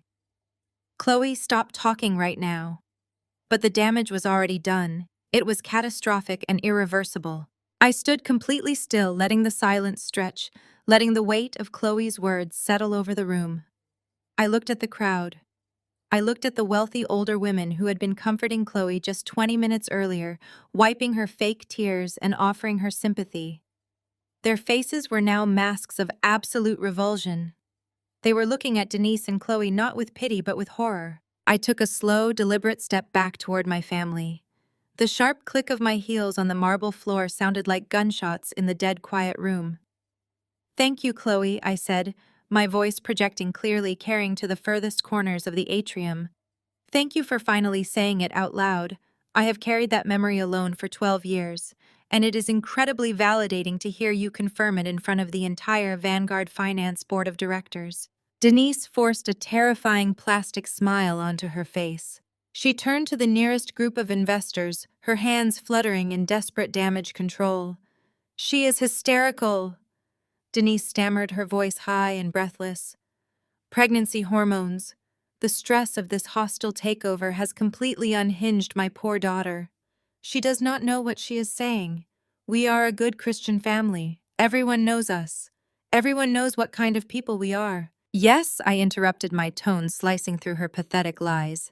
"Everyone knows exactly what kind of people you are now." I walked right up to Denise, stopping mere inches from her. She smelled of expensive perfume and cold sweat. "You spent this entire week painting me as a predator," I said, maintaining a conversational volume that somehow amplified the tension. "You sat in church pews and charity luncheons and told everyone that I was a ruthless corporate raider trying to destroy my sweet pregnant sister. You told them I forged documents. You told them I stole from a dying woman." I looked around the room, making eye contact with Arthur David and the other executives who had been ready to crucify me an hour ago. But Chloe just told them the truth. I continued, turning my gaze back to Denise. Chloe just screamed the reality of the Wilson family values at the top of her lungs. You are the woman who organizes the annual winter coat drive for homeless youth. Yet when your own 15-year-old daughter refused to conform to your toxic image, you did not protect her. You did not seek family therapy. You drove me to the Greyhound bus station downtown, handed me a crisp $20 bill, and told me that if I ever came back, you would call the police and have me arrested for trespassing. Denise's mouth opened and closed. She looked like a fish suffocating on dry land. The society matrons behind her physically stepped back, putting distance between themselves and the toxic fallout. "It was a lie," Denise choked out, looking desperately at a local judge she had funded. "She was a troubled teenager. She ran away. We looked for her for years." "You did not look for me for a single minute, Mother," I said, the word mother sounding like a curse. "You threw a party the week after I left. You redecorated my bedroom and turned it into a walk-in closet for Chloe. And then you stood in front of your congregation and asked for prayers for your runaway daughter, harvesting their sympathy to boost your own social standing. You used my disappearance as a PR stunt." I turned to Chloe, who was now sobbing into her hands, realizing the magnitude of the social suicide she had just committed. "You wanted to know how I became Obsidian Capital, Chloe?" I asked, tilting my head. "You wanted to know how I built a holding company capable of swallowing your husband's firm whole. I built it because I had to. Because when you are 15 years old and sleeping under a bridge in freezing rain, you quickly realize that the world does not care about you. You realize that power and capital are the only things that prevent people like you from crushing people like me. I looked at Bradley, who was staring at his wife as if he no longer recognized her. He had married into what he thought was the ultimate legacy family. He was now realizing he had married into a den of vipers. You pushed me into the dark. I told them, my voice resonating with absolute finality. You stripped me of my family, my home, and my childhood. You thought you buried me, but you did not realize I was a seed. I spent the last 12 years growing in the dark, building an empire brick by brick, dollar by dollar. And I built it for this exact moment. I reached into my clutch and pulled out a sleek black business card. I held it out, holding it between two fingers. I did not come here tonight to crash your party, Bradley, I said. I came here to officially introduce myself to the market. I dropped the card. It fluttered down, landing face up on the marble floor, right next to the shattered remains of Bradley's champagne glass. The gold-embossed lettering caught the light. Obsidian Capital, Zora Wilson, Chief Executive Officer. My legal team will be at Vanguard Finance at 8 o'clock sharp on Monday morning, I announced, addressing Bradley but ensuring the entire room heard me. We will be executing the default clause on the bridge loan. We will be seizing the firm. And since you personally guaranteed the debt, we will also be seizing your primary residence, your investment portfolios, and every liquid asset tied to your name. I suggest you spend the weekend packing. I hear the rental market is quite competitive this time of year. Bradley fell to his knees. He actually dropped to the floor, his expensive tuxedo pants soaking up the spilled champagne. He reached for the business card, picking it up with trembling fingers, staring at my name as if it were a death warrant. Zora, please. Bradley begged, his voice a broken whisper. I am begging you. I will give you my seat on the board. I will step down. I will publicly apologize. Just release the personal collateral. Do not take my house. Do not leave my child homeless. I looked down at him, feeling absolutely nothing. No pity, no remorse, no hesitation. You are asking for mercy, Bradley? I asked, raising an eyebrow. You are asking for the exact same mercy you refused to show me when you brought those architects over to publicly humiliate me 20 minutes ago. You are asking for the mercy your wife and mother-in-law refused to show a 15-year-old girl. I stepped over the broken glass. I am afraid Obsidian Capital does not deal in mercy, I said. We deal in acquisitions, and I have just acquired your entire life. I did not look back again. I walked through the crystal atrium, the crowd parting for me like the Red Sea. The whispers had stopped entirely. There was only the sound of my footsteps and the stifled, terrified sobs of a family that had finally been forced to pay their debts. I was 10 steps from the grand double doors of the crystal atrium when the heavy thud of frantic footsteps echoed behind me. Shut your mouth, Chloe. The violent bark of my father's voice tore through the remaining silence. I paused and turned just enough to see Marcus storming through the crowd.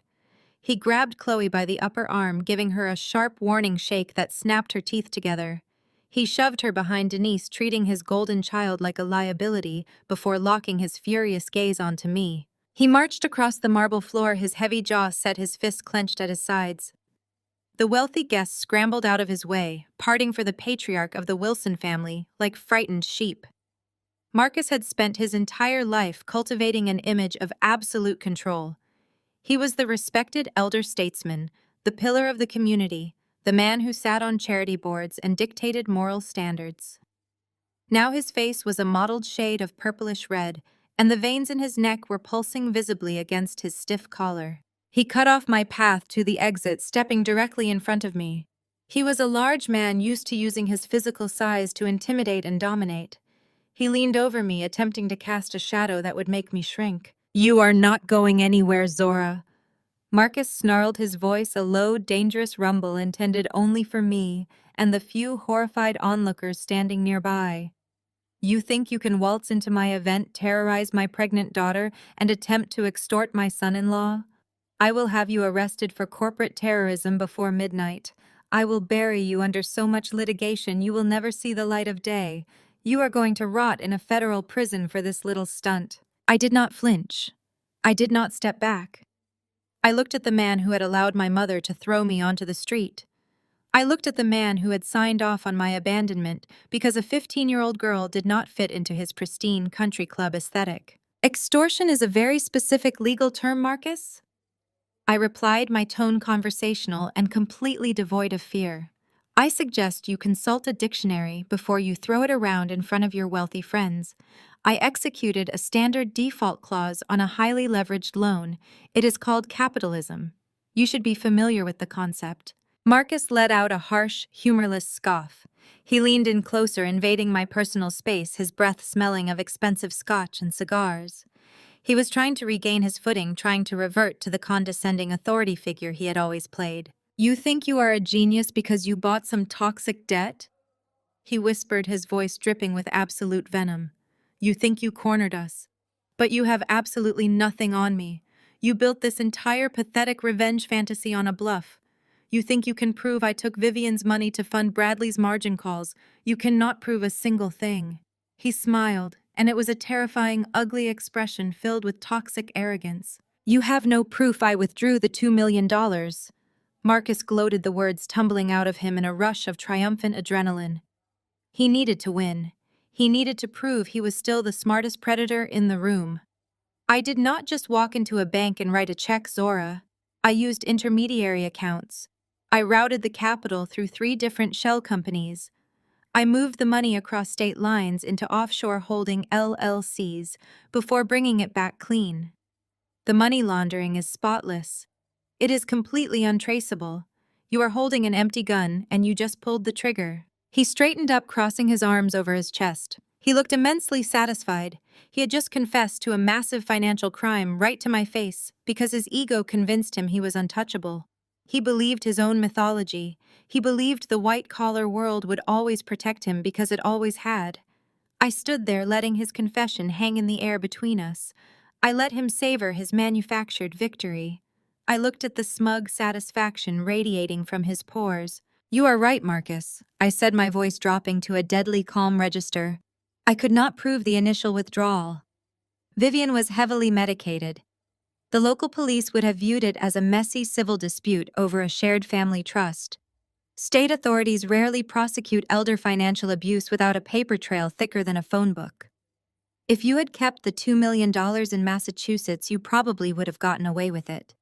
You would have tied me up in probate court for 5 years. His smug smile faltered. His arms dropped slowly to his sides. The absolute certainty in my voice was beginning to register. But you are a greedy, impatient man. I continued, stepping forward and forcing him to be the one to step back. I needed you to panic. I needed you to scramble to cover Bradley's failing position. So I applied pressure to Vanguard Finance and I waited for you to make a mistake.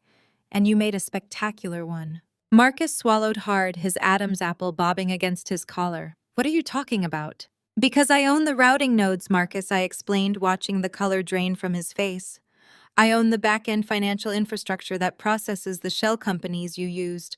I saw every single digital signature. I tracked every single routing number.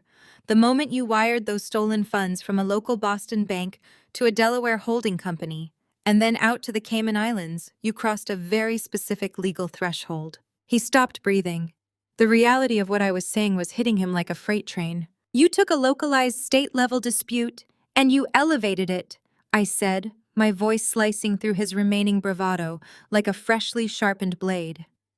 You used electronic communication networks to move illicitly gained capital across state borders and international lines. You engaged in a coordinated effort to disguise the origin of embezzled funds.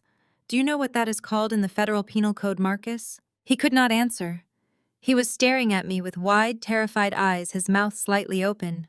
Suddenly, a sharp buzzing sound broke the tension. Marcus flinched violently. It was his phone. It was vibrating furiously inside the breast pocket of his tailored suit jacket. He stared down at his chest as if the device had suddenly turned into a live grenade. He did not reach for it. He was completely paralyzed. The phone continued to buzz, a relentless, demanding rhythm that seemed to echo in the silent space between us. I slowly raised my left arm and checked the face of my watch. The gold hands glinted under the crystal chandeliers. I would answer that if I were you, I said, my voice perfectly smooth, perfectly lethal. That is the FBI, Dad.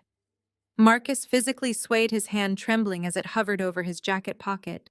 Why do you think I let you move that $2 million across state lines? I asked, leaning in, so only he could hear the final nail being driven into his coffin. I needed federal jurisdiction. I needed to ensure that no local judge you paid off could save you. Welcome to federal wire fraud, Marcus. You are looking at 20 years in a maximum security penitentiary. Answer the phone. I did not wait for Marcus to answer the phone. The incessant vibration against his chest was a countdown to his own personal apocalypse, and he knew it. I turned away from my father, leaving him trapped in a prison of his own making, and set my sights on the grand stage at the far end of the crystal atrium. The gala was in a state of muted chaos. The elite guests were murmuring, their eyes darting between the shattered glass on the floor and the violent breakdown my family was having in the center of the room. The orchestra had completely stopped playing. A nervous master of ceremonies in a velvet dinner jacket was standing behind a crystal podium, tapping the microphone. He was desperately trying to wrangle the attention of a crowd that was entirely consumed by the implosion of the Wilson family. I walked up the 3 velvet-lined steps to the stage. My posture was immaculate. My emerald green suit caught the golden light of the chandeliers, projecting an aura of absolute, unshakable authority. The MC opened his mouth to protest my approach, but I simply reached out and took the microphone from his sweating hand. He stepped back immediately, recognizing a shift in the hierarchy of power that he dared not challenge. A sharp pulse of audio feedback echoed through the vaulted glass ceilings. Every head in the room snapped toward the stage. Hundreds of eyes locked onto me. The society matrons who had shunned me, the corporate executives who had sneered at me, and the politicians who had ignored me were now a captive audience. "Good evening," I said. My voice was calm, level, and amplified to reach every corner of the vast room. "I know this charity gala has been a highly anticipated event for Vanguard Finance. I also know that many of you have been whispering about my presence here tonight." I looked out over the sea of couture and custom tailoring. I found Bradley. He was still kneeling on the marble floor, looking utterly pathetic. Chloe was beside him, clutching her stomach, her face streaked with mascara. Denise was frozen next to them, stripped of her arrogant armor. Marcus was nowhere to be seen, presumably fleeing the building in a futile attempt to outrun federal agents. "Hello," I announced, letting the word ring out clearly. "I am Zora, and I am also the anonymous chairman of Obsidian Capital." A collective gasp rippled through the ballroom. The whispers erupted instantly, a tidal wave of shock and realization. The senior board members of Vanguard Finance, who were seated at the front tables, turned to each other, their faces pale with sudden terror. They understood the name. They understood the money. And they suddenly understood that they were sitting in a room owned by the woman they had just written off as collateral damage. I raised a free hand, demanding silence. The room obeyed immediately. They always obey money. For the past several days, Bradley and the executive board of Vanguard Finance have been frantically searching for an emergency capital injection to fend off a hostile takeover, I stated, educating the room with surgical precision. Tonight, Bradley proudly announced to several of you that he had secured $500 million from my firm.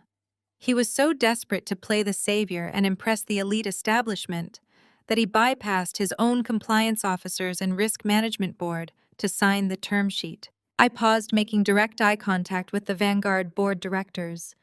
They looked like men standing on the gallows. What Bradley failed to realize is that Vanguard Finance was already in breach of the contract's minimum liquidity covenant at the exact moment of execution, I explained. The loan went into immediate technical default.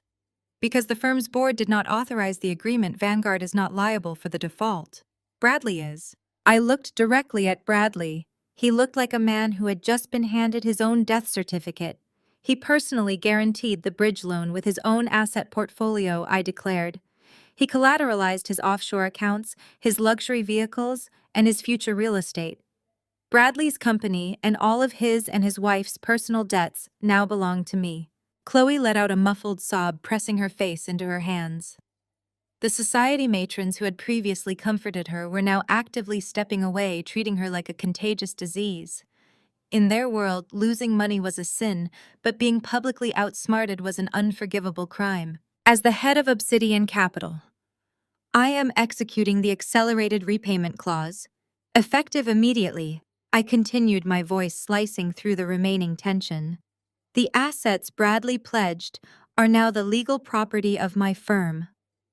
Furthermore, because your senior director acted with gross negligence and engaged in a reckless binding contract without oversight, Obsidian Capital is exercising its right to seize his controlling shares in Vanguard Finance to cover the remaining deficit. As of this exact second, I hold a supermajority of voting rights. I own this firm. The reality of the corporate slaughter settled over the room. I had not just defeated Bradley, I had bought the battlefield. Bradley, I said, my voice dropping to a deadly serious register, you have spent your career relying on arrogance and inherited privilege to mask your profound incompetence. You mortgaged your future and your wife's future because you could not bear to admit that a woman outsmarted you. You are officially fired from the company you founded. The silence that followed was absolute. You will clear out your office by Monday morning, I commanded. If you attempt to access any corporate funds or proprietary data between now and then, I will have you arrested for corporate espionage. Enjoy your evening. I placed the microphone back on the crystal stand. The sharp thud echoed loudly, finalizing the destruction of the Wilson legacy. I did not wait for applause. I did not wait for the inevitable swarm of lawyers and investors who would soon be begging for my favor. I walked down the steps of the stage. The elite crowd parted for me, creating a wide path to the exit. The people who had averted their eyes in disgust an hour ago now lowered their heads in fear and submission. I walked out of the crystal atrium, leaving my family to suffocate in the ruins of their own making. The cool night air hit my face as I stepped out the grand entrance. The valet immediately rushed forward to open the door to my waiting town car. I slid into the leather seat and looked out the window one last time. The empire they had built on lies was burning to the ground, and I was the one holding the match. Marcus stared at the buzzing device in his pocket. The persistent vibration was a death knell. He reached in with a trembling hand, pulled out the sleek smartphone, and stared at the caller ID. The screen flashed a number from a Washington, D.C. area code. He jabbed the red reject button with his thumb, his breathing turning ragged and shallow. "You are bluffing," Marcus spat, though his voice lacked its previous thunder. He shoved the phone back into his pocket and took a menacing step toward me, his hands balled into heavy fists. "You hired someone to spoof a phone number. You set up a cheap parlor trick to scare me. You have absolutely nothing." The trust transfer was authorized. Vivian signed the release. The notary stamped it. "It is an ironclad legal document, and your wild accusations are nothing but slander." Denise, seeing an opportunity to salvage their sinking ship, rushed to her husband's side. She plastered on a mask of righteous indignation, pointing a perfectly manicured finger at me. "She is right, Marcus," Denise declared, her voice pitched loudly for the benefit of the remaining board members and society elites who had not yet fled the room. "Look at her. She is a bitter, jealous child trying to ruin our family because Vivian chose to leave her estate to us. Vivian was in her right mind. She wanted to help Bradley save the firm. She loved us. She signed those papers willingly." I looked at my mother. The sheer audacity of her lie, spoken with such practiced conviction, was almost impressive. Almost. "She signed them willingly," I repeated, letting the words roll off my tongue slowly. "That is your official narrative, that Vivian, a woman who despised your greed for 40 years, suddenly decided on her deathbed to drain her entire philanthropic trust to save a man she openly called a parasite." "It is the truth," Marcus barked, his chest puffing out again. "The paperwork is flawless. You cannot prove otherwise. You have no evidence." I smiled. It was not a warm smile. It was the smile of a predator that had finally trapped its prey in a corner with no exits. "I was wondering when you would bring up the evidence," I said smoothly. I turned my back on them and walked purposefully toward the main control podium at the edge of the stage, where the audiovisual technician was standing frozen in shock.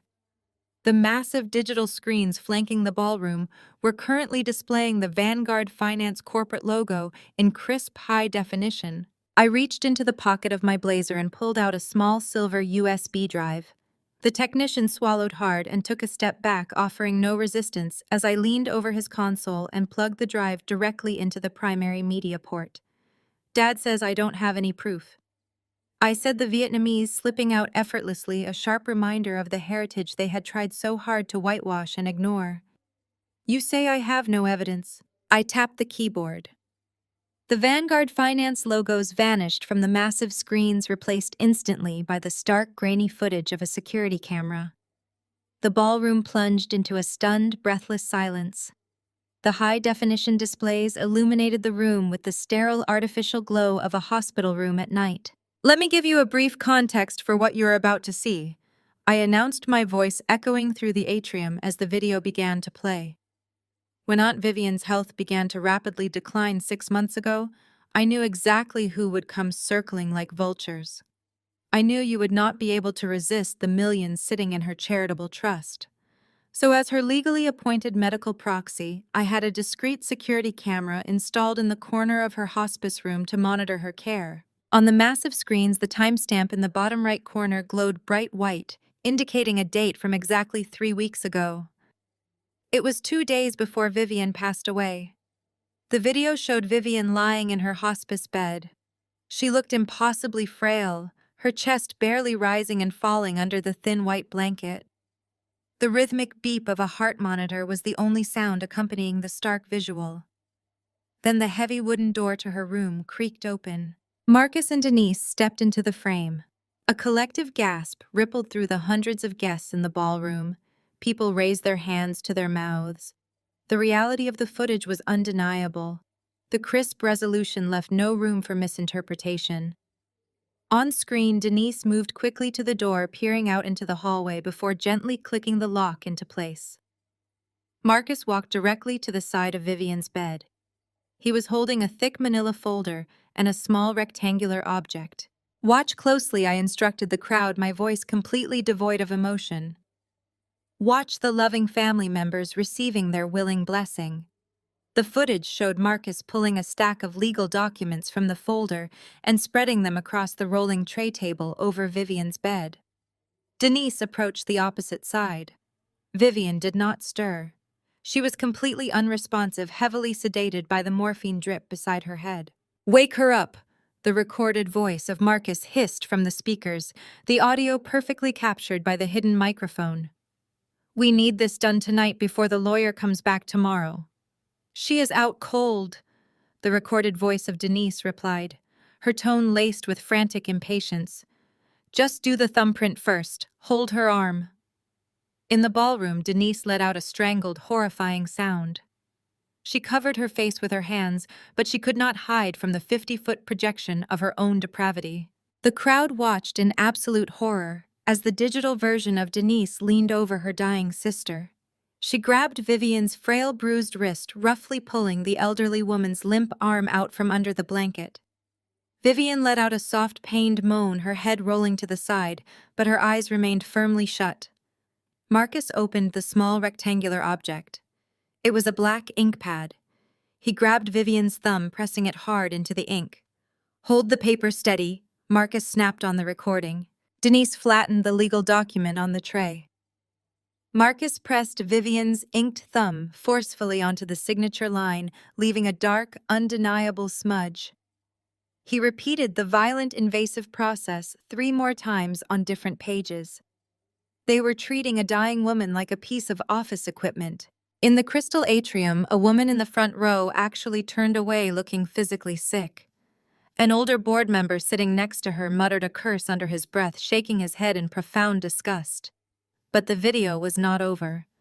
Now the signature the recorded Denise urged, scrubbing Vivian's thumb with a harsh chemical wipe before dropping the limp arm back onto the bed. "You said you practiced it." "I have it," Marcus replied on screen. The camera angle captured Marcus carrying the documents to a small, dimly lit reading table in the corner of the hospice room.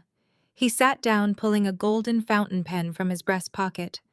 He placed a genuine older document with Vivian's real signature next to the blank line on the trust transfer forms.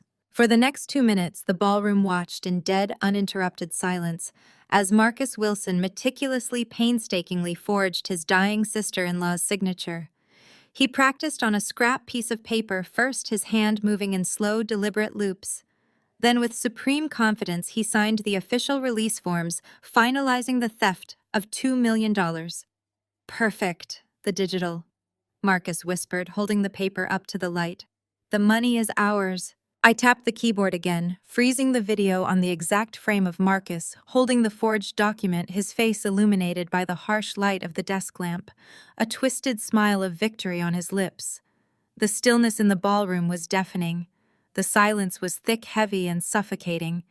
It was the sound of a total, irredeemable social and legal execution. I turned away from the control panel and walked back to the center of the floor, standing right in front of my parents. Marcus was trembling. The large, imposing patriarch looked as though the bones had been magically removed from his body. His skin was gray, glistening with a cold sweat. He stared up at his own frozen image on the screen, his mouth opening and closing without producing a single sound. Denise was weeping openly, her knees buckling. She reached out to grab her husband's arm for support, but Marcus instinctively jerked away from her, a subconscious reaction of a rat abandoning a sinking ship. "You see, Marcus," I said, my voice echoing loudly in the quiet space. "You thought you were a master criminal because you knew how to bounce money through offshore accounts. You thought you were untouchable because you wore an expensive suit and played golf with judges. But you are just a common thief. You are a coward who assaulted an unconscious dying woman to fund your own pathetic vanity." I looked at the Vanguard Finance Board of Directors. "Gentlemen," I addressed them directly, "the man who initiated the bridge loan for your firm funded his margin calls with money he obtained through elder abuse, forgery, and federal wire fraud. The Federal Bureau of Investigation received this exact unedited video file 48 hours ago. They have already secured warrants for his arrest, the freezing of all his accounts, and the seizure of his electronic devices. The call he just declined was the lead agent offering him a chance to surrender peacefully." Arthur, the senior architect who had been standing nearby, practically sprinted toward the exit, desperately dialing his phone to order his legal team to sever every conceivable tie with Marcus Wilson. The rest of the elite crowd was backing away, treating my parents as if they were entirely radioactive. "You destroyed us," Denise wailed, dropping to the marble floor, her expensive gown pooling around her in a pathetic heap. "You planned this. You trapped us." "I did not trap you, Denise," I replied, staring down at her without a single ounce of pity. "I simply handed you enough rope and you eagerly tied the noose yourselves. You chose to steal. You chose to forge. You chose to violate the only person in this family who actually had a soul. I just turned on the lights so the whole world could see exactly what you do in the dark." I glanced over at Chloe. She had backed herself against a marble pillar, clutching her pregnant stomach as if she could protect her unborn child from the toxicity of her own bloodline. Bradley was standing beside her, but there was a massive physical distance between them. He was staring at Marcus with a look of pure, unadulterated hatred. "You told me the capital was clean!" Bradley shouted, his voice cracking, pointing an accusing finger at his father-in-law. "You swore to me the $2 million was a legitimate trust distribution. You dragged my firm into a federal money laundering investigation." "Shut up, Bradley," Marcus finally croaked, his voice weak and pathetic. "I was trying to save your worthless company." "You were trying to save your own ego," I corrected sharply, cutting off their infighting. "Do not try to play the martyr now, Marcus. You stole that money because you could not bear the thought of Vanguard Finance failing under your watch. You could not bear the thought of looking like a failure in front of these people." I gestured widely to the crowd of onlookers. The elite society of the city, the people whose approval my parents had valued above their own daughters' life, were now their judge and jury. The social death was absolute. No country club would ever admit them again. No charity board would take their calls. They were pariahs. "The FBI is likely pulling up to the front entrance of this hotel as we speak," I informed them, checking my watch one last time. You have maybe 5 minutes before they walk into this atrium with handcuffs. You can spend those 5 minutes screaming at each other, or you can prepare yourselves for the reality of federal lockup. I turned my back on them, the ultimate gesture of dismissal. The grand revenge was complete. The ghost of the 15-year-old girl who had shivered at a bus stop and the memory of Aunt Vivian's final days were finally put to rest. As I turned my back on them, the distant wail of sirens pierced the thick, heavy silence of the crystal atrium. It started as a faint, low hum, quickly escalating into a piercing mechanical scream that echoed off the surrounding skyscrapers. Red and blue lights began to strobe violently against the towering glass windows of the venue, casting erratic, chaotic shadows across the terrified faces of my family. The heavy brass doors of the ballroom swung open with a resounding crash. A dozen federal agents in dark tactical jackets poured into the room, moving with swift, practiced efficiency. The contrast was stark and brutal. Armed law enforcement cutting a path straight through a sea of silk gowns and tailored tuxedos. The lead agent, a tall man with a severe expression, marched directly toward the center of the floor where my family stood frozen in shock. Marcus Wilson. The agent barked, his voice easily commanding the space. You are under arrest for federal wire fraud, forgery, and the embezzlement of trust funds. Marcus did not resist. The fight had completely drained from his massive frame. He stood there, slack-jawed and trembling as two agents flanked him, forcing his arms behind his back. The sharp metallic click of the handcuffs snapping shut resonated loudly in the quiet room. It was the sound of an empire collapsing. The sound of a man who thought he was untouchable being reduced to a common criminal. Do not say anything, Marcus! Denise shrieked, grabbing blindly at his sleeve as the agents pulled him away. Call the lawyers, call the firm, we will fix this. But there was no fixing this. The elite crowd, the very society Marcus and Denise had worshipped and catered to their entire lives, had already turned on them. The wealthy investors, politicians, and socialites were not stepping forward to help or offer comfort. Instead, they were taking out their smartphones. The harsh, bright flashes of phone cameras lit up the room as former friends and business associates documented the spectacular downfall of the Wilson family. They whispered furiously among themselves, already treating my parents as toxic outcasts. In their world, there was no sin greater than being caught. Denise spun around wildly, her eyes darting across the sea of condemning faces. She saw the disgust. She saw the absolute social annihilation. Her country club memberships, her charity board seats, her pristine reputation, it was all burning to ash right in front of her eyes. She turned back to me. Her perfect hair was disheveled, her expensive makeup smeared across her cheeks. The arrogant, cruel woman who had spent decades treating me like a disease was entirely gone. In her place was a desperate, terrified creature who had just realized she had absolutely nothing left. Denise lunged forward and threw herself onto the marble floor. She fell to her knees right at my feet, her hands wrapping tightly around my ankles. Zora, please! Denise wailed, her voice a ragged, pathetic sob. She pressed her face against my legs, crying so hysterically that her breath hitched in her throat. Please, I am begging you. Call them off. Tell them it is a mistake. Save your father. Save this family. We will lose everything. We will be completely ruined. I looked down at the woman who gave birth to me. I felt no pity. I felt no sorrow. I felt only a profound, absolute emptiness. We are flesh and blood, Denise screamed, shaking my legs as if she could physically force me to care. You are my daughter. I am your mother. You cannot do this to us. You cannot leave us with nothing. I beg you, have mercy on your own family. I reached down and calmly pried her manicured fingers off my ankles. I stepped back, forcing her to look up at me. Flesh and blood. I repeated, my voice quiet but carrying enough weight to cut through her hysterics. You invoke flesh and blood now, Denise.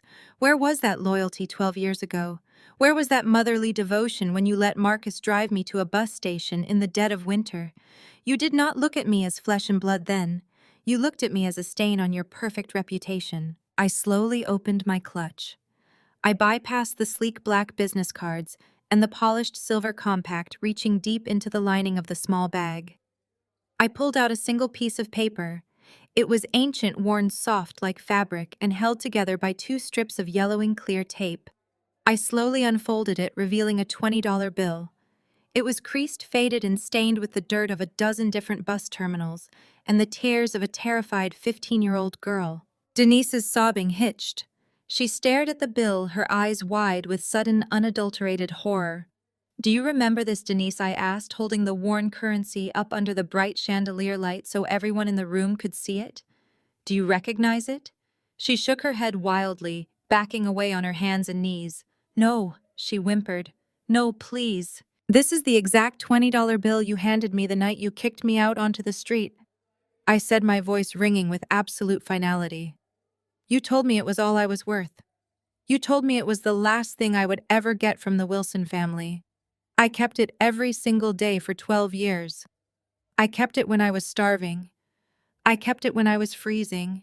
I kept it to remind myself exactly what your love looked like." I stepped forward, standing directly over her. "You want me to save you?" I asked, my tone dropping to a whisper that felt colder than ice. "You want me to rescue this family?" I opened my fingers and let the crumpled $20 bill flutter down. It drifted through the air, landing softly right on Denise's tear-stained cheek before sliding down to rest on the marble floor in front of her knees. "This is all the salvation I have for this family," I told her. I turned my back on Denise Wilson. I turned my back on the screaming sirens, the flashing cameras, and the shattered remains of my past. I walked out the heavy brass doors of the crystal atrium, stepping out into the cool, clean night air. The city skyline stretched out before me, glittering and vast. I took a deep breath, filling my lungs with freedom. The 15-year-old girl who had cried in the dark was gone. Obsidian Capital had arrived, and my new life was just beginning. The wheels of federal justice moved with a crushing mechanical efficiency that left no room for high society maneuvering or expensive legal delays. 6 months after the gala, the gavel slammed down in a federal courthouse in Washington, D.C. I sat in the back row of the gallery, watching the proceedings with a quiet, clinical detachment. The judge, an uncompromising woman with zero tolerance for white-collar greed, delivered the final blow. Marcus Wilson, the former titan of finance and self-proclaimed pillar of the community, was sentenced to 7 years in a federal penitentiary. There were no suspended sentences. There were no country club prison facilities assigned to him. The sheer brazenness of forging a dying woman's signature on a charitable trust transfer elevated his crimes to a level that the prosecutors pursued with absolute ruthlessness. As the bailiff stepped forward to escort him out of the courtroom, Marcus did not look back. His broad shoulders were severely slumped, and his custom-tailored suit hung loosely on a frame that had rapidly withered under the crushing weight of his own hubris. He looked small. He looked ordinary. He looked like a man who had finally met a consequence he could not buy his way out of. With Marcus incarcerated, the artificial empire he had built completely imploded. As the supermajority owner of Vanguard Finance through the aggressive actions of Obsidian Capital, one initiated an immediate and merciless forensic audit. The results were catastrophic for Bradley. Because he had bypassed his own risk management board and personally guaranteed the defaulted bridge loan using his own asset portfolio. The liquidation process was brutal, swift, and absolute. The banks moved in to seize the sprawling waterfront mansion he shared with Chloe. I was told the repo men arrived at dawn, backing their flatbed trucks up the pristine gravel driveway to tow away their matching luxury vehicles. Their offshore accounts, their investment portfolios, and their emergency funds were entirely drained to satisfy the massive corporate deficit they had recklessly created. The reality of their new financial status hit them with the force of a wrecking ball. They were left with absolutely nothing. Denise's pristine credit was frozen solid, tied up indefinitely in the federal investigation surrounding her complicity in the trust fraud. Stripped of their assets, their trust funds, and their dignity, Bradley, Chloe, and Denise were forced to sign a lease on a cramped, run-down 2-bedroom apartment in a decaying building on the far outskirts of the city. The contrast was staggering. Women who used to complain to management about the temperature of their morning lattes were now forced to navigate a building with a perpetually broken elevator, peeling linoleum floors, and unreliable heating. Chloe, heavily pregnant and stripped of her glamorous socialite lifestyle, was forced to share a tiny, damp bathroom with her disgraced mother-in-law. The social execution was even more thorough and devastating than the financial one. The black elite of the city, the politicians, the wealthy doctors, the corporate board members, completely vaporized their connections to the Wilson family. In a community where reputation, pedigree, and legacy were the ultimate currency, the Wilsons had committed the absolute unforgivable sin. They had been caught exploiting their own blood. Country club memberships were quietly but firmly revoked. Invitations to charity galas, exclusive dinners, and holiday parties simply stopped arriving in their mailbox. When Denise attempted to attend Sunday service at her prestigious historic church, hoping to leverage her past charitable contributions for pity, the congregation parted around her like she was carrying a highly contagious plague. She was left to sit completely alone in an empty pew while former friends averted their eyes. People who had once begged for Marcus and Denise's favor now crossed the street to avoid making eye contact with them. They became ghosts in the very city they had once claimed to rule, utterly erased from the social registry. I watched the dust settle from a safe distance, feeling neither joy nor sorrow, just a profound, steady sense of closure. The ruins of Vanguard Finance were systematically dismantled and sold off in pieces, the remaining capital absorbed cleanly into Obsidian Capital's growing portfolio. But I had one final crucial piece of business to attend to before I could truly close this dark chapter of my life. Aunt Vivian's original trust, the $2 million that Marcus had attempted to steal, had been fully recovered by federal authorities. Because of the clear evidence provided by the hidden camera, the funds were swiftly released from probate and returned to my control as the rightful executor of her estate. I took that $2 million and combined it with the entire $45 million I had originally used to bait Bradley into destroying himself. I walked into my lead attorney's office on a bright Tuesday morning and signed the massive endowment papers, finalizing the largest personal philanthropic venture of my career. I established the Vivian Scholarship Fund. It was a foundation built specifically and exclusively for young Black girls who had been abandoned, rejected, or cast out by their own families. The fund provided comprehensive full-ride academic scholarships, covering tuition, housing, books, and living expenses for 4 years at any university they chose to attend. But it went far beyond just writing checks. The foundation offered extensive mentorship programs, intensive financial literacy training, and free access to top-tier mental health support. I wanted to build an impenetrable safety net. I wanted to ensure that no girl would ever have to stand on a freezing street corner gripping a torn $20 bill, feeling completely worthless and alone in the world. I named it after the only woman in the Wilson family who had ever understood the true meaning of legacy. Aunt Vivian had spent her life trying to leave her wealth to build futures, and Marcus had selfishly tried to steal it to cover his own glaring failures. Now her name would be permanently associated with the salvation and empowerment of hundreds of brilliant, determined young women who just needed someone to believe in them. I hired a board of directors comprised of fierce, independent women who understood the mission intimately. We secured a bright, modern office space in the heart of the city, entirely separate from the cold, corporate world of Vanguard Finance. The 15-year-old girl who had been thrown away like garbage had not just survived. She had conquered the system that tried to break her and dismantled the people who tried to bury her. I had taken the profound pain of my past and forged it into a weapon of absolute success, and now I was using that success to hold the door open for others. The cycle of abuse in the Wilson family was finally broken, shattered against the unbreakable wall of my success. The dust had finally settled over the ruins of the Wilson family. The relentless media frenzy had moved on to the next corporate scandal, and the silence in my new corner office was profound and absolute. I sat in the high-backed leather chair behind my desk, the morning sun catching the steam rising from my porcelain teacup. I lifted the cup, taking a slow, deliberate sip of the jasmine tea. The warmth spread through my chest, completely undisturbed by the chaos I had left in my wake. I lowered the cup and looked directly forward, breaking the invisible barrier and meeting the gaze of anyone watching. People have called me ruthless.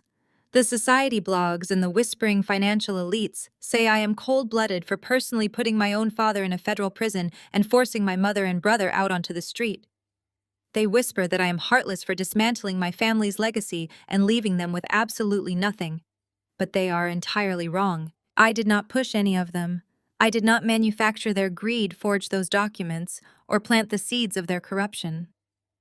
I simply stopped being the mattress that cushioned the inevitable falls created by their own toxic arrogance and profound rot. For decades, they relied on my silence and my forced subjugation to maintain their perfect glittering illusion. I did not destroy them, I just removed the safety net. Society conditions us, especially women who have been designated as the family scapegoat, to forgive unconditionally.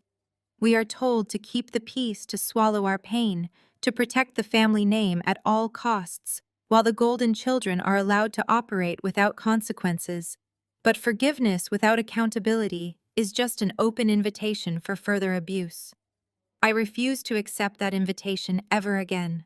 People think revenge is about screaming and throwing things. They think it is about getting down in the mud with the people who hurt you and trying to tear them apart with your bare hands. That is not revenge. That is just mutual destruction, and it keeps you tied to your abusers forever. The sweetest revenge is not found in gloating when you watch them finally collapse under the crushing weight of their own sins. The true ultimate victory is this: when their empire finally crumbles, when their lies shatter, and their entire world falls apart. You are standing in a position so high, so completely unshakable, that their shattered pieces cannot possibly reach you anymore. You are entirely out of their blast radius, living a fully realized life. They can no longer touch, control, or diminish. I place the teacup back onto its saucer with a soft, definitive click. They built a house of cards on the backs of the people they continually underestimated. Now the wind has blown and I am the one controlling the weather. The image slowly fades to black.